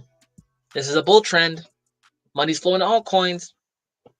I've put myself in a probability to succeed, in a situation where I have the probability on my side to succeed, right? But with that said, the next sticking point will be $8. But just from here, when I got in, actually, I talked about like what, $3 or something. Back up to here, that's 100% gain for me plus. I could pull there, or I could ride the rest of the trend. I'm gonna ride the rest of the trend, or a good part of the trend. I might think about pulling profits around here, all-time high. Maybe not, right? But like EOS, looking hot, looking cool. They will not be registered as security because they already got sued by the SEC in 2019, right? So they can't be registered as security, even though they got convicted of being an unregistered security. They just had to pay, what, $24 million fine, slap on the wrist, and they even got a waiver from Washington, D.C., allowing them to continue to operate, which is not typical for someone who gets convicted of that, unregistered security like title. Then Virginia gave them like what, $500,000 to build a building right outside of Washington, D.C. I don't know. You can watch my video on that. EOS bullish. Watch that. EOS bullish. Irrelevant to you. Is there a gas fee with Swipe? I think they pay the gas fees. Like, we have a lot of centralized like places doing that. Celsius does it too. I'm pretty sure like Swipe's paying gas fees right now. You reached Portugal so far. Keep going. Portugal. How's it doing? How's it going over there, guys? Portugal chilling? How you guys doing? You guys still locked down and all that? Wait, hold up. Space Daddy, where you at? DubDigi. Hey, what's good, man? What's good? How you doing? 27 people in the chat? It's been 1:30. You guys are real ones for real. Wax on Uniswap is tricky. Wax is no problem, but Wax P wasn't working out. Something with a token swap. KuCoin has Wax P. There's different Waxes? You guys lose me. Wax E and Wax P? What? Really? Wax E looks interesting too. There's 2 of them. I didn't even know. Upgrade. EOS under the radar. Yeah, I think I agree. You know, I've been saying it, but like the thing is, EOS catches so much hate. So much hate. It's crazy. That's why I jumped in and I see you guys are being dumb. I'm gonna buy this thing up. But that's how I get down, y'all. You know?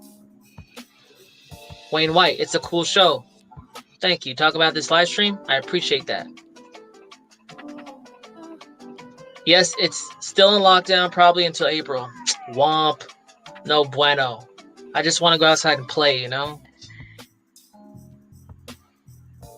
All right, I'm out of comments, guys. Anything else?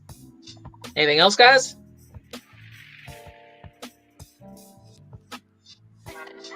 OMI, homie.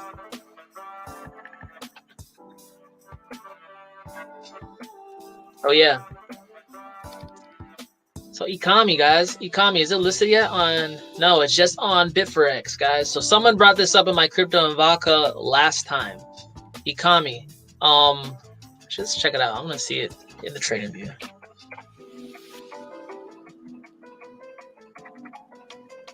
It's a Miss Visa go. No, that's not it. OMI. USD. Oh, it doesn't have... Okay, BTC. Is it BTC?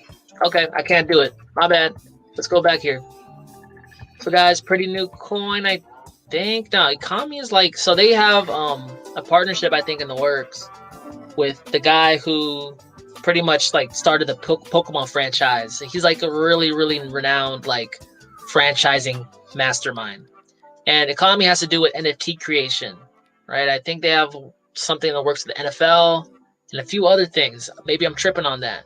But FYI, guys, this is brought to my attention by some of the followers.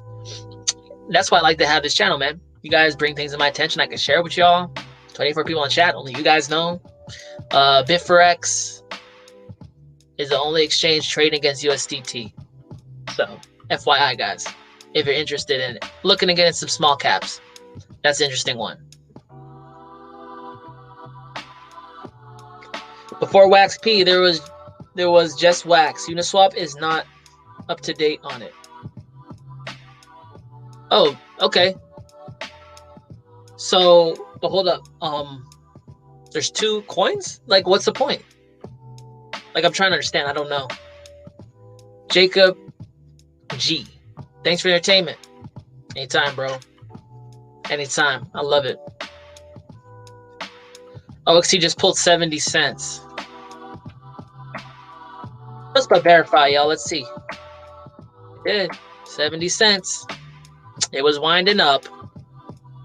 You know what I'm saying? 70 cents, guys. What was the all-time high last time? 73. Watch for breaking that 73 cent level. Then bye-bye. I got people on OXT freaking out. They're like, how come it hasn't gone up yet? I'm like, dog, look at the chart, though. Like, it does this. It, like, just chills. It already gained. But, like, before you break into, like, all-time highs, usually you have, like, this constriction pattern going on. Because people are nervous. When you see that going on in a chart like this, people are nervous. They're like, buy, sell, buy, sell, buy, sell. Like, people are buying, selling. The price is like, which way do I go? It's probably going to go up. Probably going to go up. We see more volume coming in here. More than we saw even at this last real run right here. It's a good indication, guys. Not financial advice, but that's a good indication.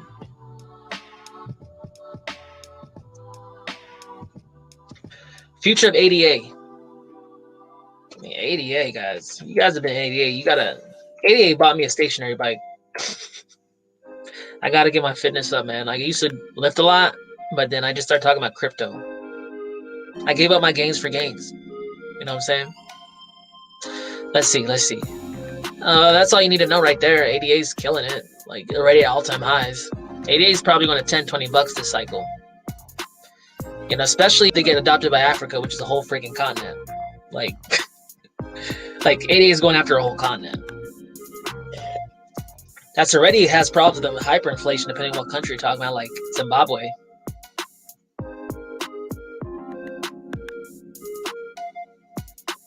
Thanks, bro. One love. Anytime, man. Anytime. Surfer. Thank you or whatever. Hello. Hang loose. You guys remember that? No? Am I old? I don't know. DRGN. Bernie Lloyd.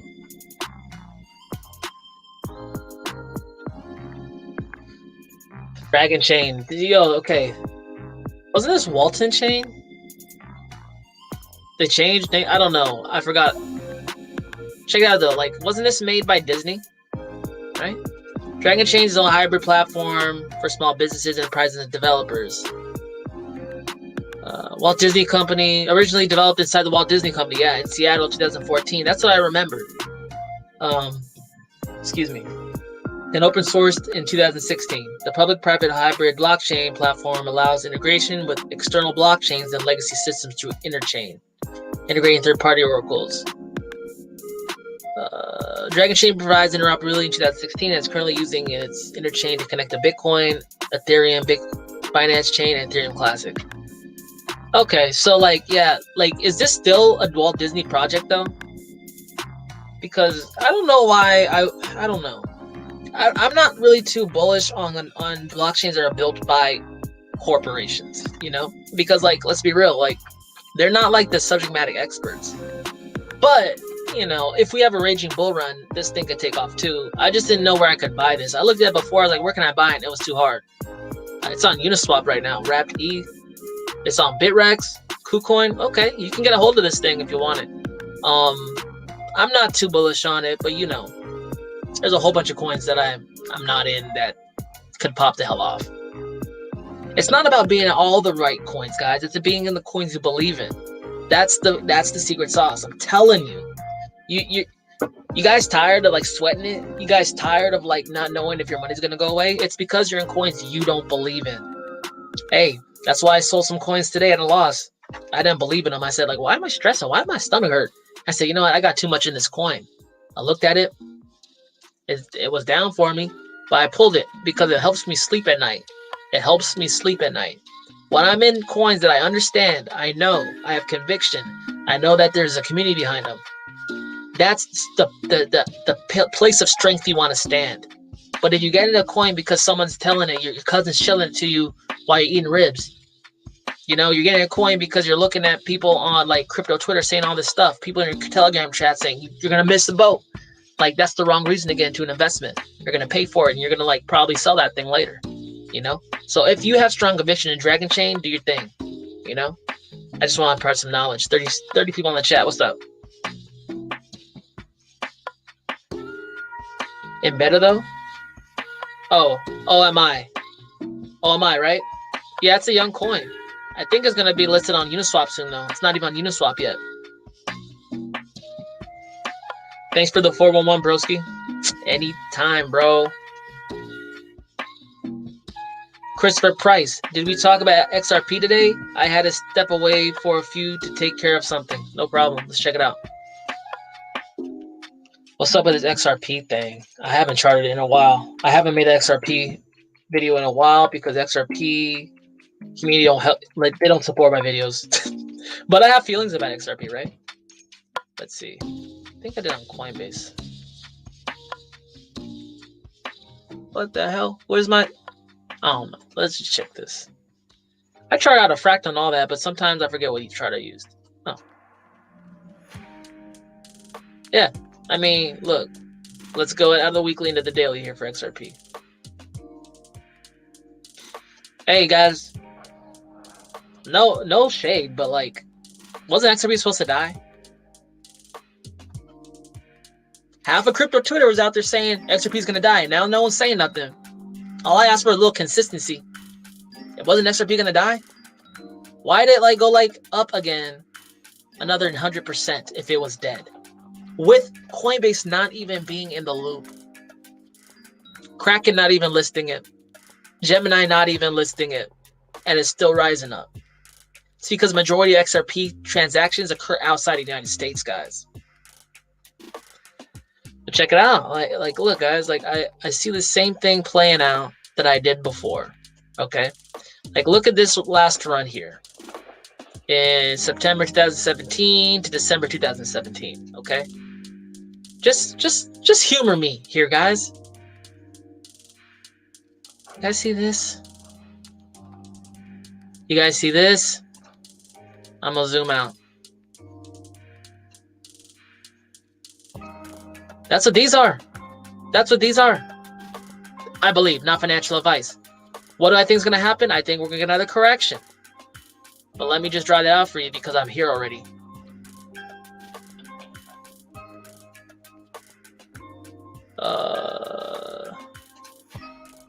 Damn, hold up, let me zoom out. I can't even get it. It's a big old move.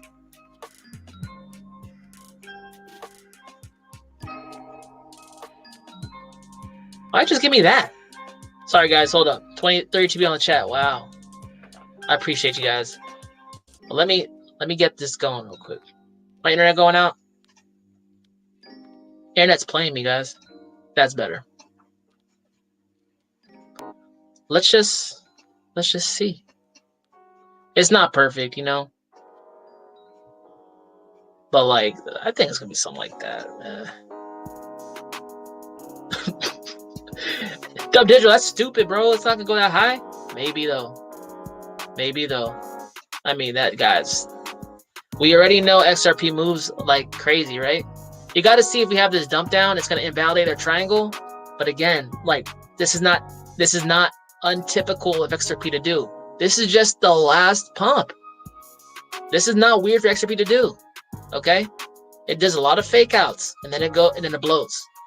So hey, that's why I still have my half a bag of XRP. I sold like half of it at the 70-cent level when it pumped up initially. So I got my money out and some. So I don't give a damn what happens to this thing. But I'm telling you is I think people are wrong about XRP. And that'll put us out to what, the May time frame? June, so in summer. That's typically a hot time for crypto. Makes sense.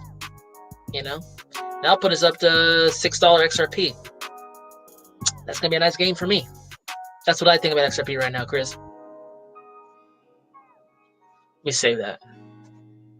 And guys, you know, this is a super rough. A lot of my work, guys, is rough. Is my internet out again? So my internet. No, I'm still here. I'm still here, y'all. But see, a lot of my work is rough because you don't gotta be like precise with this stuff when you invest with the macro trend. You know, you just gotta know the direction, have some understanding. Is your understanding still valid? Yes. Check the boxes. Is the money flowing into the market? Yes. Is this a fractal I've seen before? Has this price action done this previously? Yes. Hey. Oh, hold up. Right? Ray Garcia, Ripple hearing is supposed to be tomorrow. If Ripple wins, it may be a quick moonshot. That's what I've been saying this whole time. People selling at lows.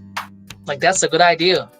Like, while I understand it, and you might not be able to take the risk, it's like, there's been a bunch of coins that have, like, lived through SEC screwing them. And one that I just talked about, EOS. EOS just went through this 2019, y'all. And they're living, and they're breathing, and they're still here. And the price is going up. They got a waiver. You know? I don't get it either. I just think they are migrating on what? What you talking about? Not sure what you're talking about, man.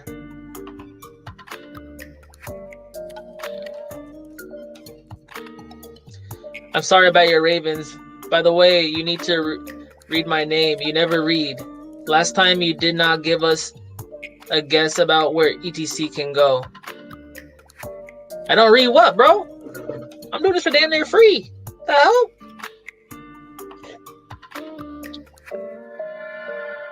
Why I gotta read your name though? I don't get that. ETC, let's look at ATC. We'll help homeboy out. Even though he's making demands, I don't like that. Let's see.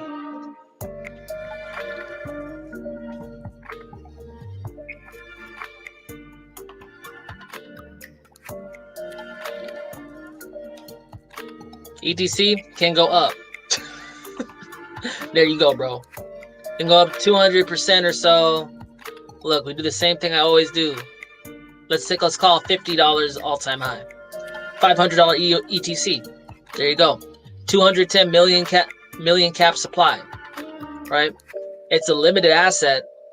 It's making it was making partnerships with Phantom, talking to IOHK. I think things are in the work for ETC. That's why I hold it. But the mining support sucks right now. I tried to send something like 2 months ago to I think a Celsius account, and it didn't go. That's because of mining support. A lot of miners bailed. That's why it's getting 51% attack. But they keep chugging along. They keep talking about ways they can improve it, make it more resistant in terms of getting 51% attacked. I hold on ETC because, guys, a lot of Ethereum guys, Ethereum whales, they hold ETC. There's a big use case for it. And why are people trying to save it? I might be wrong about that, but I'm going to hold on to it. Telcoin pumping too. What's Telcoin? Is it just TEL?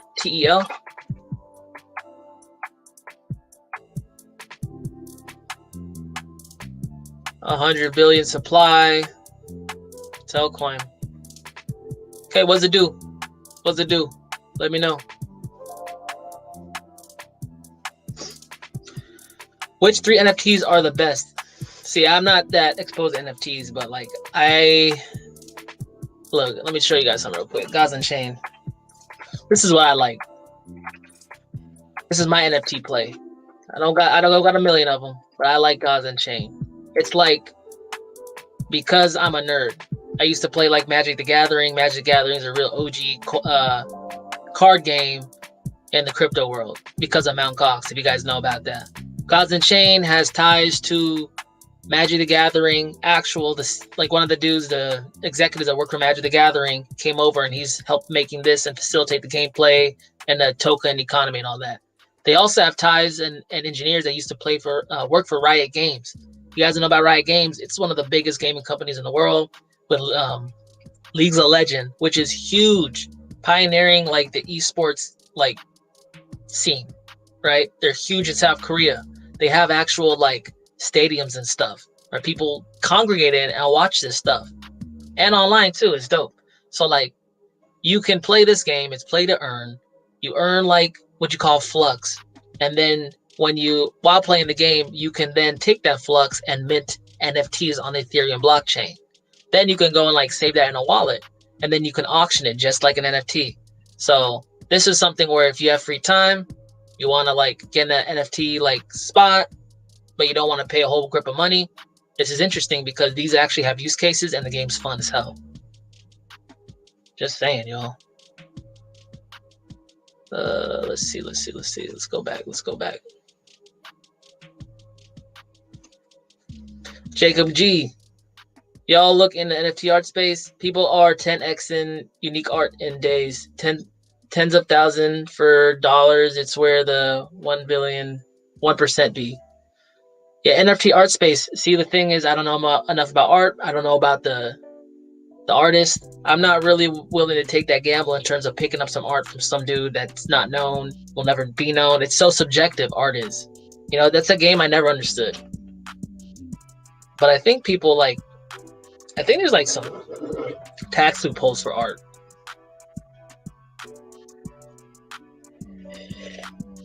Kelvin Cade, I was wondering if Dash could get back to highs this alt season due to new news announced about their platform. Hey, I like Dash. I hold Dash. Dash, only 18 million coins. Dash is cool. It's gotten beaten up to death. Let's take a look at Dash real quick. We'll help Kelvin out. I hold Dash. OG coin, big platform, went down low, can go up really high. It's a low risk play to me. They're even trying to distance themselves away from being privacy, which is kind of lame because that's what they were saying. But I get it. Dash is going up. I picked up Dash down here. $100. This thing's gone up pretty good so far. 150%. So I'm liking that. But can Dash go up and above where it was previously? Yeah, it could. You know, it will probably have a problem getting above here. We'll probably mess around here for a while. But then, yeah, look, man. That's not even a straight line, but my bad. Dash could go up another 500% from here. And then that's just back to all-time highs. We're not talking price discovery. Dash is trying to make a pivot, though, in terms of being the decentralized cloud storage or a cloud storage solution for, like, the crypto industry. So I'm going to hold my Dash. I like Dash. Has a lot of liquidity. It's been around a long time. Proven track record. That's one where you can get a lot of gain for not a lot of risk. You know what I'm saying? What do you think about HBAR's market capacity? Can it be 100 billion? What is it now? What's the market cap?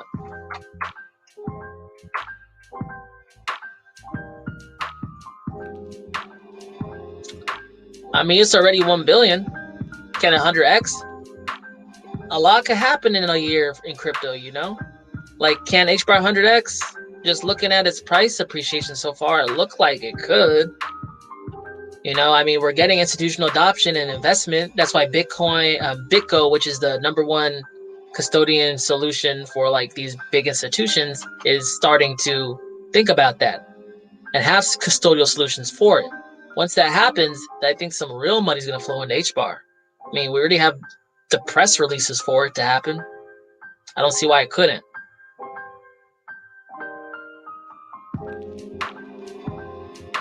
Jacob G. For trading for 77 cents on BitTrue. FLR trading 77 cents on BitTrue. Airdrop on airdrops for XRP. Hey, where do I get my flare? When the hell do I get my flare, bro? Because like I did a snapshot on Coinbase. Do any of you guys know when we're getting that? Because then also you're getting Y flare or whatever, right? You're getting like 2 airdrops for just holding XRP on Coinbase, or at least having it there. I gotta go to Super Chat. Ray Garcia hit me up. $5. Hey, I appreciate you, Ray. Thanks for showing out for the homeboy. I love it. Love it.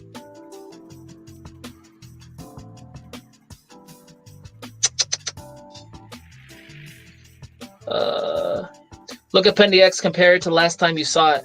No, I did look at Pendy X. We did it earlier. It looks hot. Looks hot. Pendy X is dope. Supposedly ties the WAN chain. That's nice. Scott went to church and came back. Y'all still going strong. Hey, that's how I get down, man. I put in for the homies. 33 people in the chat. What's up? Where's my XRP Spark tokens from Coinbase? Anyone get those? Same. I don't know. When's that coming? I know Coinbase holds out on you for a long time, though. So, you know, there's that. Crypto Junkie. It's not about tech. It's all about the Ponzi.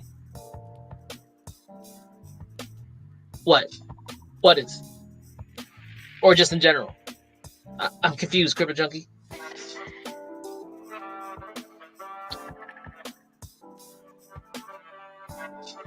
Do I have another one? How do I know? No. Thanks, Ray. Appreciate you. Jacob G. I want to say G. My bad. We get 50% of the Flare airdrop sometime in the next few months, 2 to 4% every month afterward until we receive the entirety. Oh, so it's like dripped into your account? Wow, and that's on Coinbase. That's good to know. Chuck B, new coin, still holding from 20 cents. FOMO will push it higher due to its breaking $1 milestone. I mean, it's in Ethereum Enterprise Alliance, you know, and it's only it's not even over $1. I mean, yeah, I don't see why it wouldn't. LMAO. Laugh out loud, guys. Loving it. How you guys doing? It's been a while. Homies tripping. Dub answers mad questions. Hey, he's tripping. He's tripping. It's all good, though, you know? Guys, let me answer so many questions, though. Dumb questions, bro. I'm not here like 2 hours. What are you talking about? Pundy X, please. What's up? What's up? We just looked at it. We looked at it. We look at the live stream. But Pundy X is popping off, for sure. Still low in its move. Chuck B, NFT engine. Terra Virtue, Nifty. What does this mean, Chuck B? I mean, engine's cool. Engine's cool. Tier of... I don't know what this means. My bad. NFT, I like Wax. Game credits and funfair all undervalued. Game credits was cool. We haven't looked at that today. Let's check it out. Game. Dang.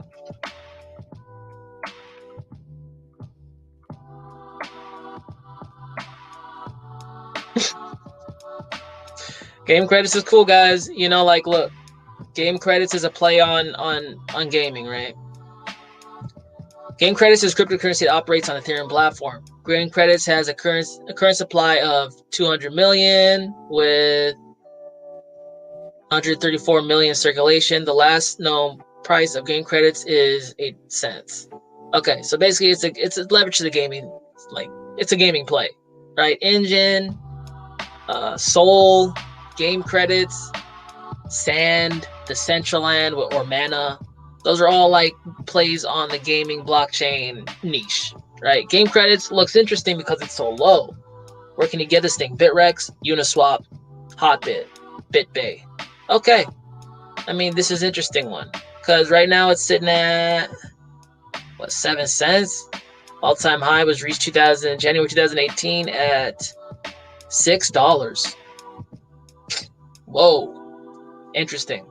And we don't really even have any real volume coming in here. I'm gonna keep looking at this to see if volume starts peeking in, because I don't want to sit in the move like way out here. I want to be like right here, you know.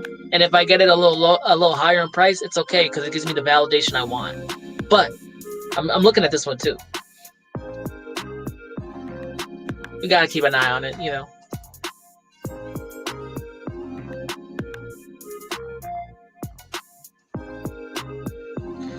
The Tell app is out on Android and iOS, but it's flooded at the moment. Send and receive money anywhere, anytime. Looks good once the app is up and functional. It should get more support. Okay. So it's like a payments network too. Okay. Cool. Too much. Well, you know, too much congestion is a good thing until it doesn't get addressed, you know. Throwing shade at Ethereum. NFT DeFi node runners and the NDR still under 3 million market cap. NDR?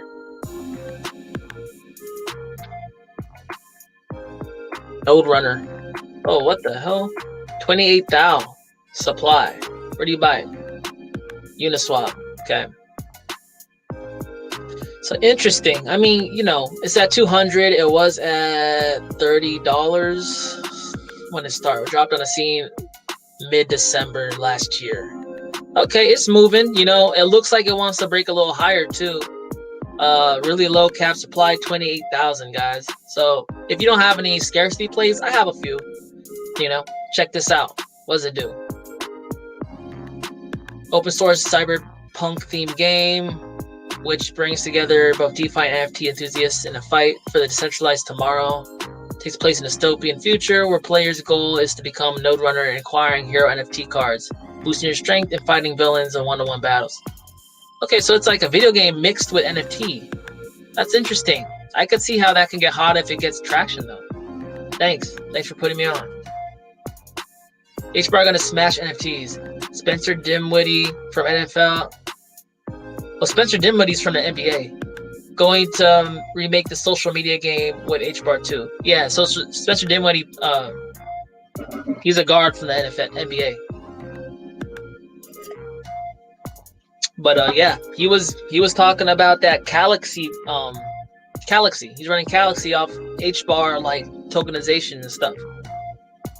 Yeah, HBAR's throwing out for NFTs. I was taken by surprise on that. Ray Garcia, thanks, bro. Anytime. Got you. Oh, sorry, I came late. Oh, watch. Yeah, PundyX is looking cool.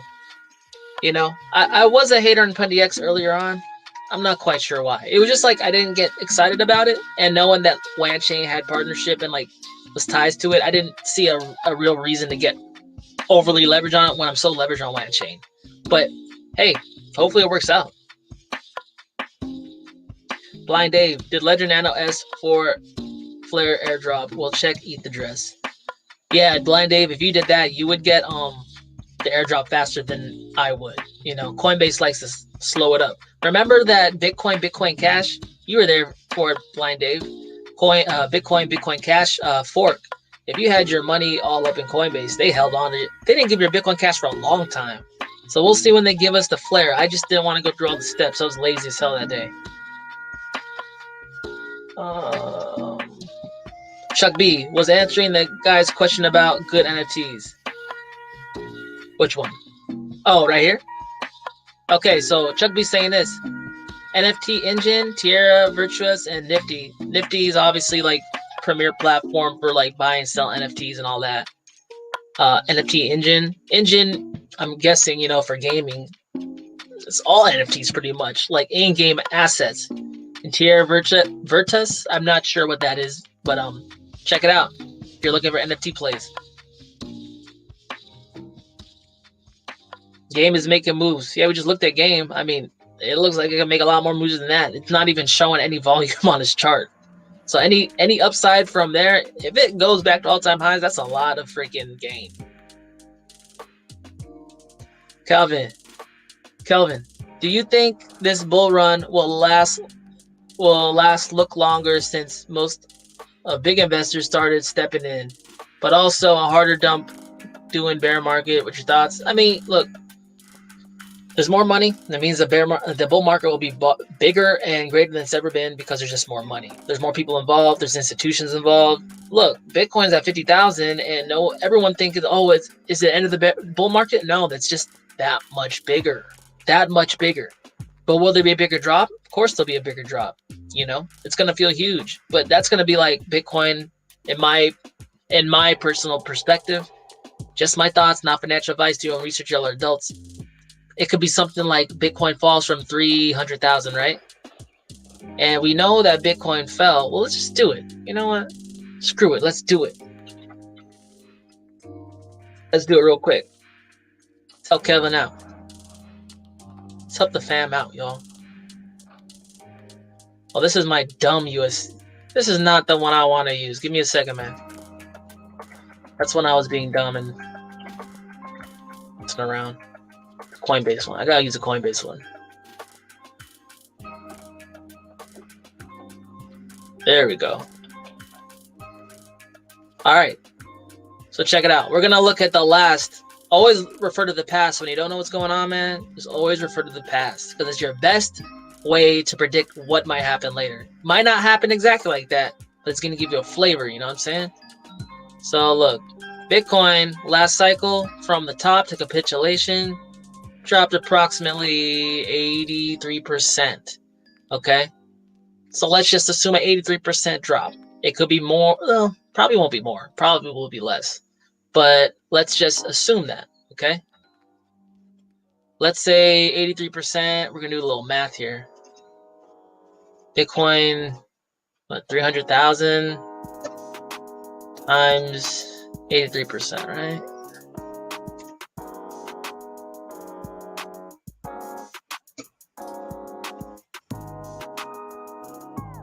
All right. So assume Bitcoin runs up to 300,000, right?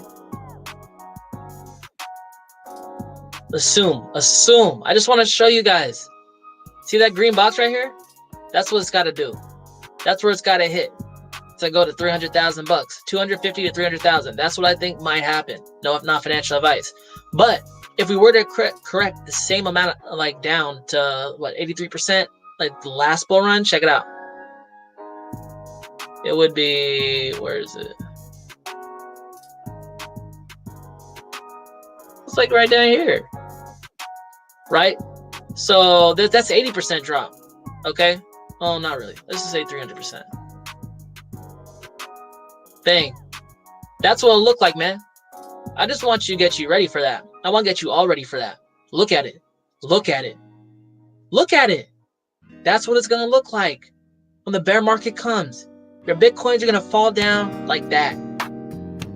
Well, maybe it's different. Okay, maybe. But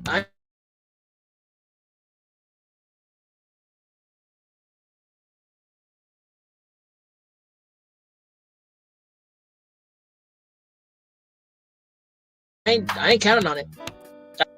My internet's still here, guys. Big correction is coming. Always does. You know, it's not now. I don't think it's now, but it's coming. Bitcoin's gonna go crazy. All your friends and family who just FOMO'd in or aped in are gonna run up, make money, think they're a genius, thinking it's a new paradigm. Hey, I'm not gonna sell. Dang, my internet's sucking, man.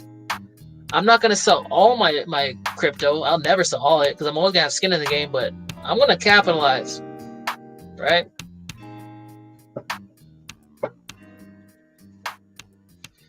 Funny news, bro. Check Litinary. It's new coin that will go to the moon, please, bro. Litinary. It's lit. That's hot. 29 people still. $10. Max supply of 100,000. It's new. You get this thing on Uniswap and Binance. Okay. What does it do? Decentralized identity authentication and user activity data management infrastructure built on Substrate. Oh, it's Polkadot. Okay, it's a Polkadot coin. Okay, so like right now it's at $10. It started at $4. It's been in the game, at least according to CoinMarketCap, earlier this month. Okay, guys, so like here's the thing with Polkadot coins. I get it, Polkadot's hyped. Everyone loves. Oh my god, my chest. I can't breathe. Okay. The thing with Polkadot coins is this. Like, Polkadot isn't even functional yet. I just want to keep that in mind, guys. It's not functional yet. So, like, while these coins are coming out, it's reminding me of ICO. When people don't have, like, they just have white papers and ideas. They don't have platforms. Unless this thing has a platform, but I'm pretty sure Polkadot's not even online yet, right? So just keep that in mind. You know what I'm saying?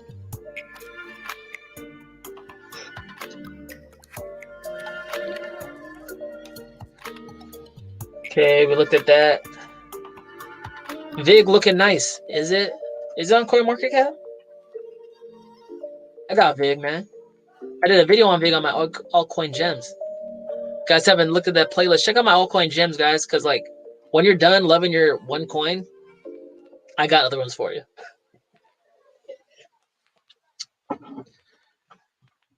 Hey, VIG's turning up.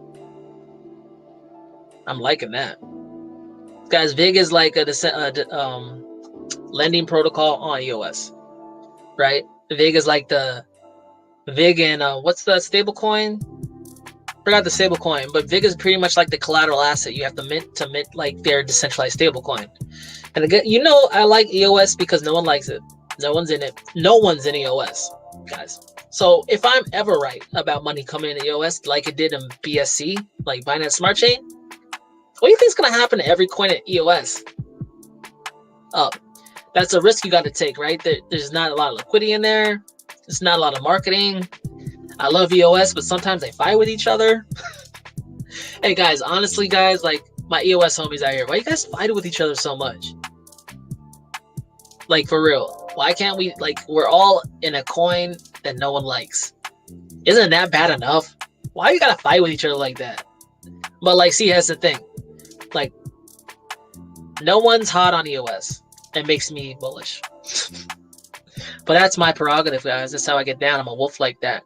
I see the fresh meat. And I'm sitting out there. I'm sitting out early in the morning, waiting for that meat to come across my way. I'm gonna eat it. That makes sense? Not really. Whatever. BlockFi, get out of here, man. Hey, guys, just FYI, BlockFi be making you scan your face if you want to take money out. I didn't know that. I was like, gotta scan my face. Like to troll. Why are you so bullish on WanChain? One, because everyone hates WanChain. One, that's my main reason. But see, that's how I am. I look around and say, why don't you guys like this? And everyone's like, it's dumb, it's stupid. Da, da, da.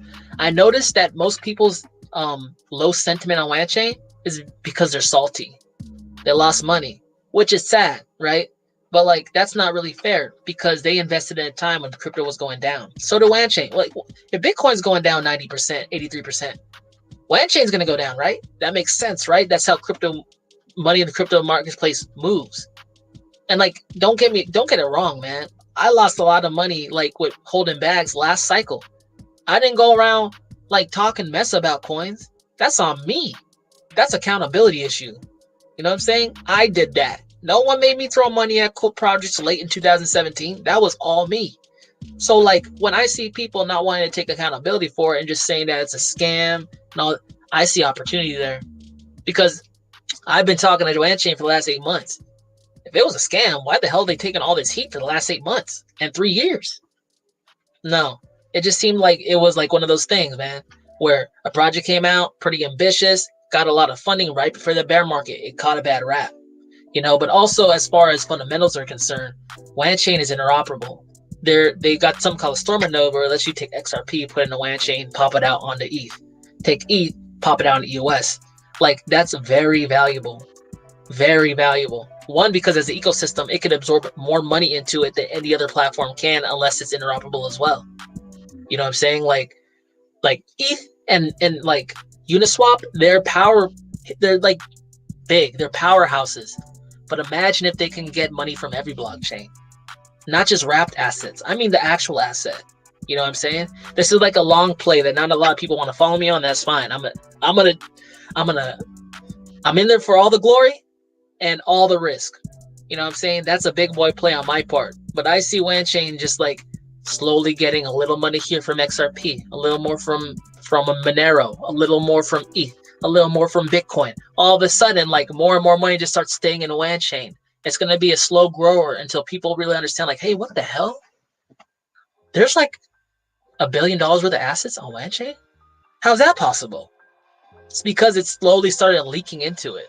You know, that's what I think on WAN chain, not financial advice. You know what I'm saying? But that's like a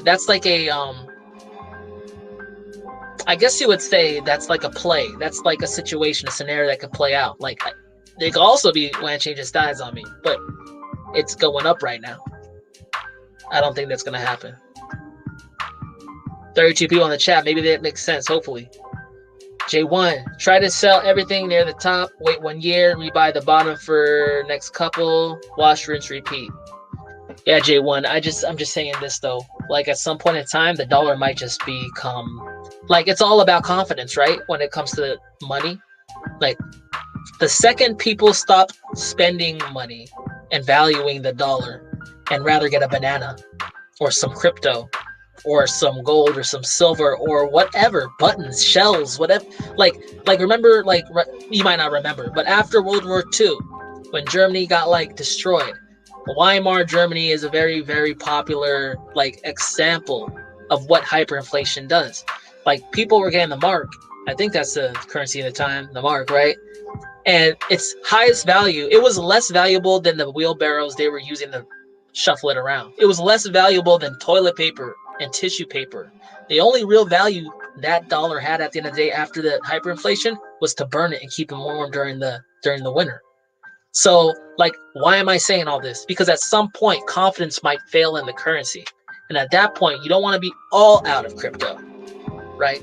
Because at some point, confidence will fail if the trajectory of the dollar keeps going downwards. You know what I'm saying? That could happen at any time, and it could be like sporadic. So you gotta be ready for that. I'm never gonna be all out of crypto, but I do agree with you. Significant portions later on it gets in this year and next year. I'm gonna keep following it. You're never gonna hit the exact top. You're never gonna play this exactly perfectly. There's pros out here who are getting chopped the hell up right now because they're from the stock market and they're not used to the ups and downs. Like, don't focus on being perfect. Focus on doing the best you can with what you know and covering your bases, so you can leave this game with more money than you entered with. Hopefully significant more money. But when you alleviate yourself from being perfect, you know, this is a rough journey to brave, you know what I'm saying?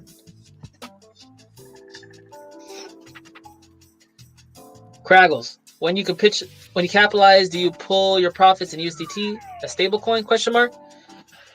It depends. Like, yeah, I mean, like, if I need money, yeah.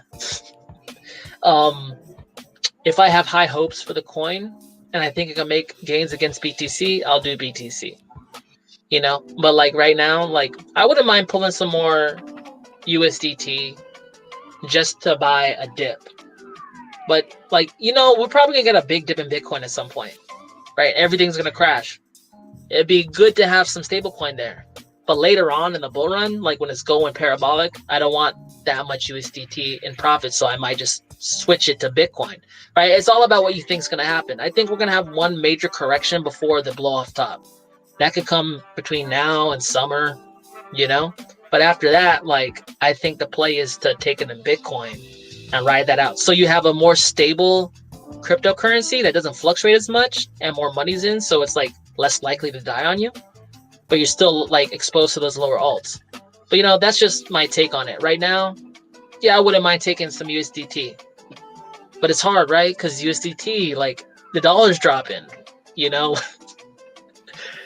Have a mix of both, right? Maybe find out a ratio of what you feel comfortable with. Are you more bullish on Bitcoin or the dollar?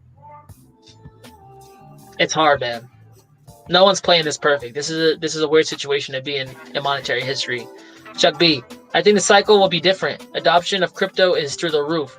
Richest man on the world just bought 1.5 worth of Bitcoin. Michael Saylor adding billions. Hey, just to let you know, Elon Musk isn't the richest man in the world. Some of the richest people in the world don't advertise or even on that list, man. You know what I'm saying? Like, there's some families that keep that. Really rich families do not show their wealth. I'm telling you. But it could be different. But always remember, Chuck B, everyone says that. Every cycle. It's different. It's different. It's different. And like, while I want it to be different, and even last cycle I thought it was different, I got caught holding the bag.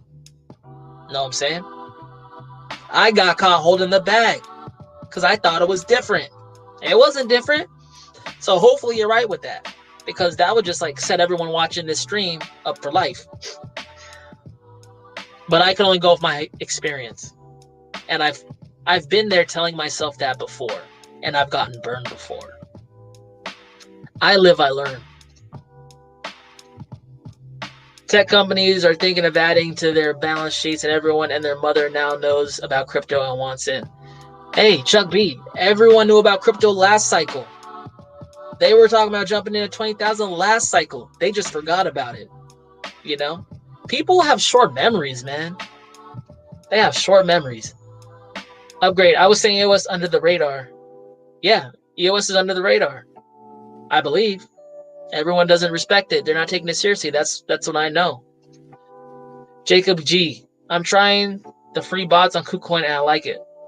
Oh, I've never used a bot. How's it going? Like high frequency stuff? I know some people like those. I just don't like have to pay for it. Like, I could just buy a position low and make money that way. But if it works for you, tight. Blind Dave, enjoy. Take care. Gotta bounce. I know. This has been a long one. A long, long one. I'm about to take off too.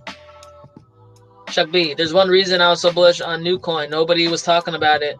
It was being slept on. I knew it would take off eventually. Yeah, especially because I found out it's an Ethereum Enterprise Alliance. That's hot. Was OXT discussed? Yeah, OXT discussed. Don't worry about OXT. OXT is doing what it needs to do. What is that now? Because we always know that OXT spikes up and like within 2 days, guys. OXT spikes within 2 days. Like, every pump it's had so far has been within 2 days it comes down. So be ready for OXT.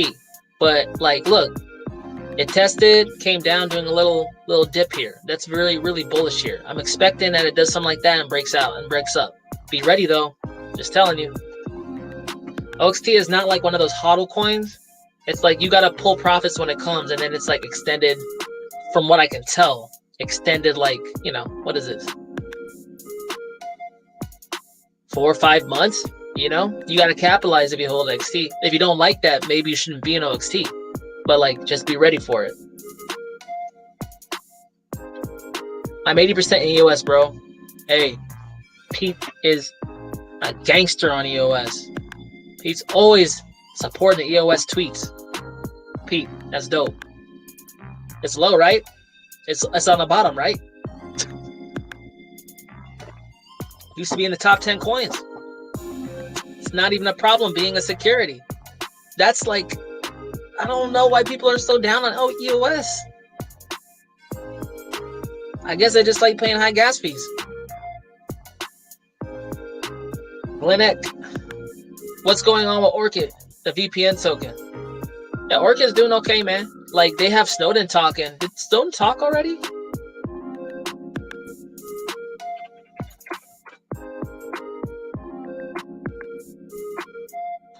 Forgot when it was. Hold up. Orchid announces private digital privacy summit featuring Snowden. When is it? Oh, yeah. So Snowden's talking at Orchid Private Summit on March 23rd or 25th. Y'all don't know who Snowden is. You need to watch more news. This homeboy right here. That's interesting. Interesting. I think that could be a catalyst for, you know, an eventual explosion in LXT price just because it's Snowden. Internet loves Snowden. Cryptocurrency people love Snowden. So, you know, I'm generalizing. What do you think about Harmony 1? Man, I don't know much about Harmony 1. I was looking at it like half a year ago, and it just looked too sketchy for me to get in. But I know they're killing it right now.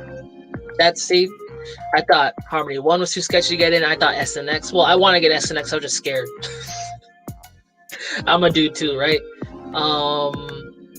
I also thought, oh yeah, Elrond was scammy. What do I know, guys? But hey, Harmony 1, that looks hot to me. This is like a Binance coin, right? Yep, on Binance. Harmony 1's killing it. It looks like it just appreciated from that Binance surge from Ethereum screwing up on its gas fees. But you know, I don't think I'll pass on Harmony 1. You know, that's just personally though. Bots are part of the diversification strategy. Yeah, high frequency buys and sells, worth it for me. Good, good. Glad for you. Good job, man. Chuck B, Snowden is a true American. There's people who disagree. There's people on all sides, right? Just, you know, Snowden. Snowden. There's some people saying he's CIA agent, whatever. I don't know, man. I'm just sitting here trying to look at crypto. But it's good that Snowden is like talking out on it. It makes sense. You know, he's all into that stuff. Whistleblower kind of dude. Hey, whatever brings more attention to assets I'm in, I like that. But hey guys, it's been a while. 2 hours and 30 minutes. That's been a long old time. Hopefully you enjoyed kicking it with the boy.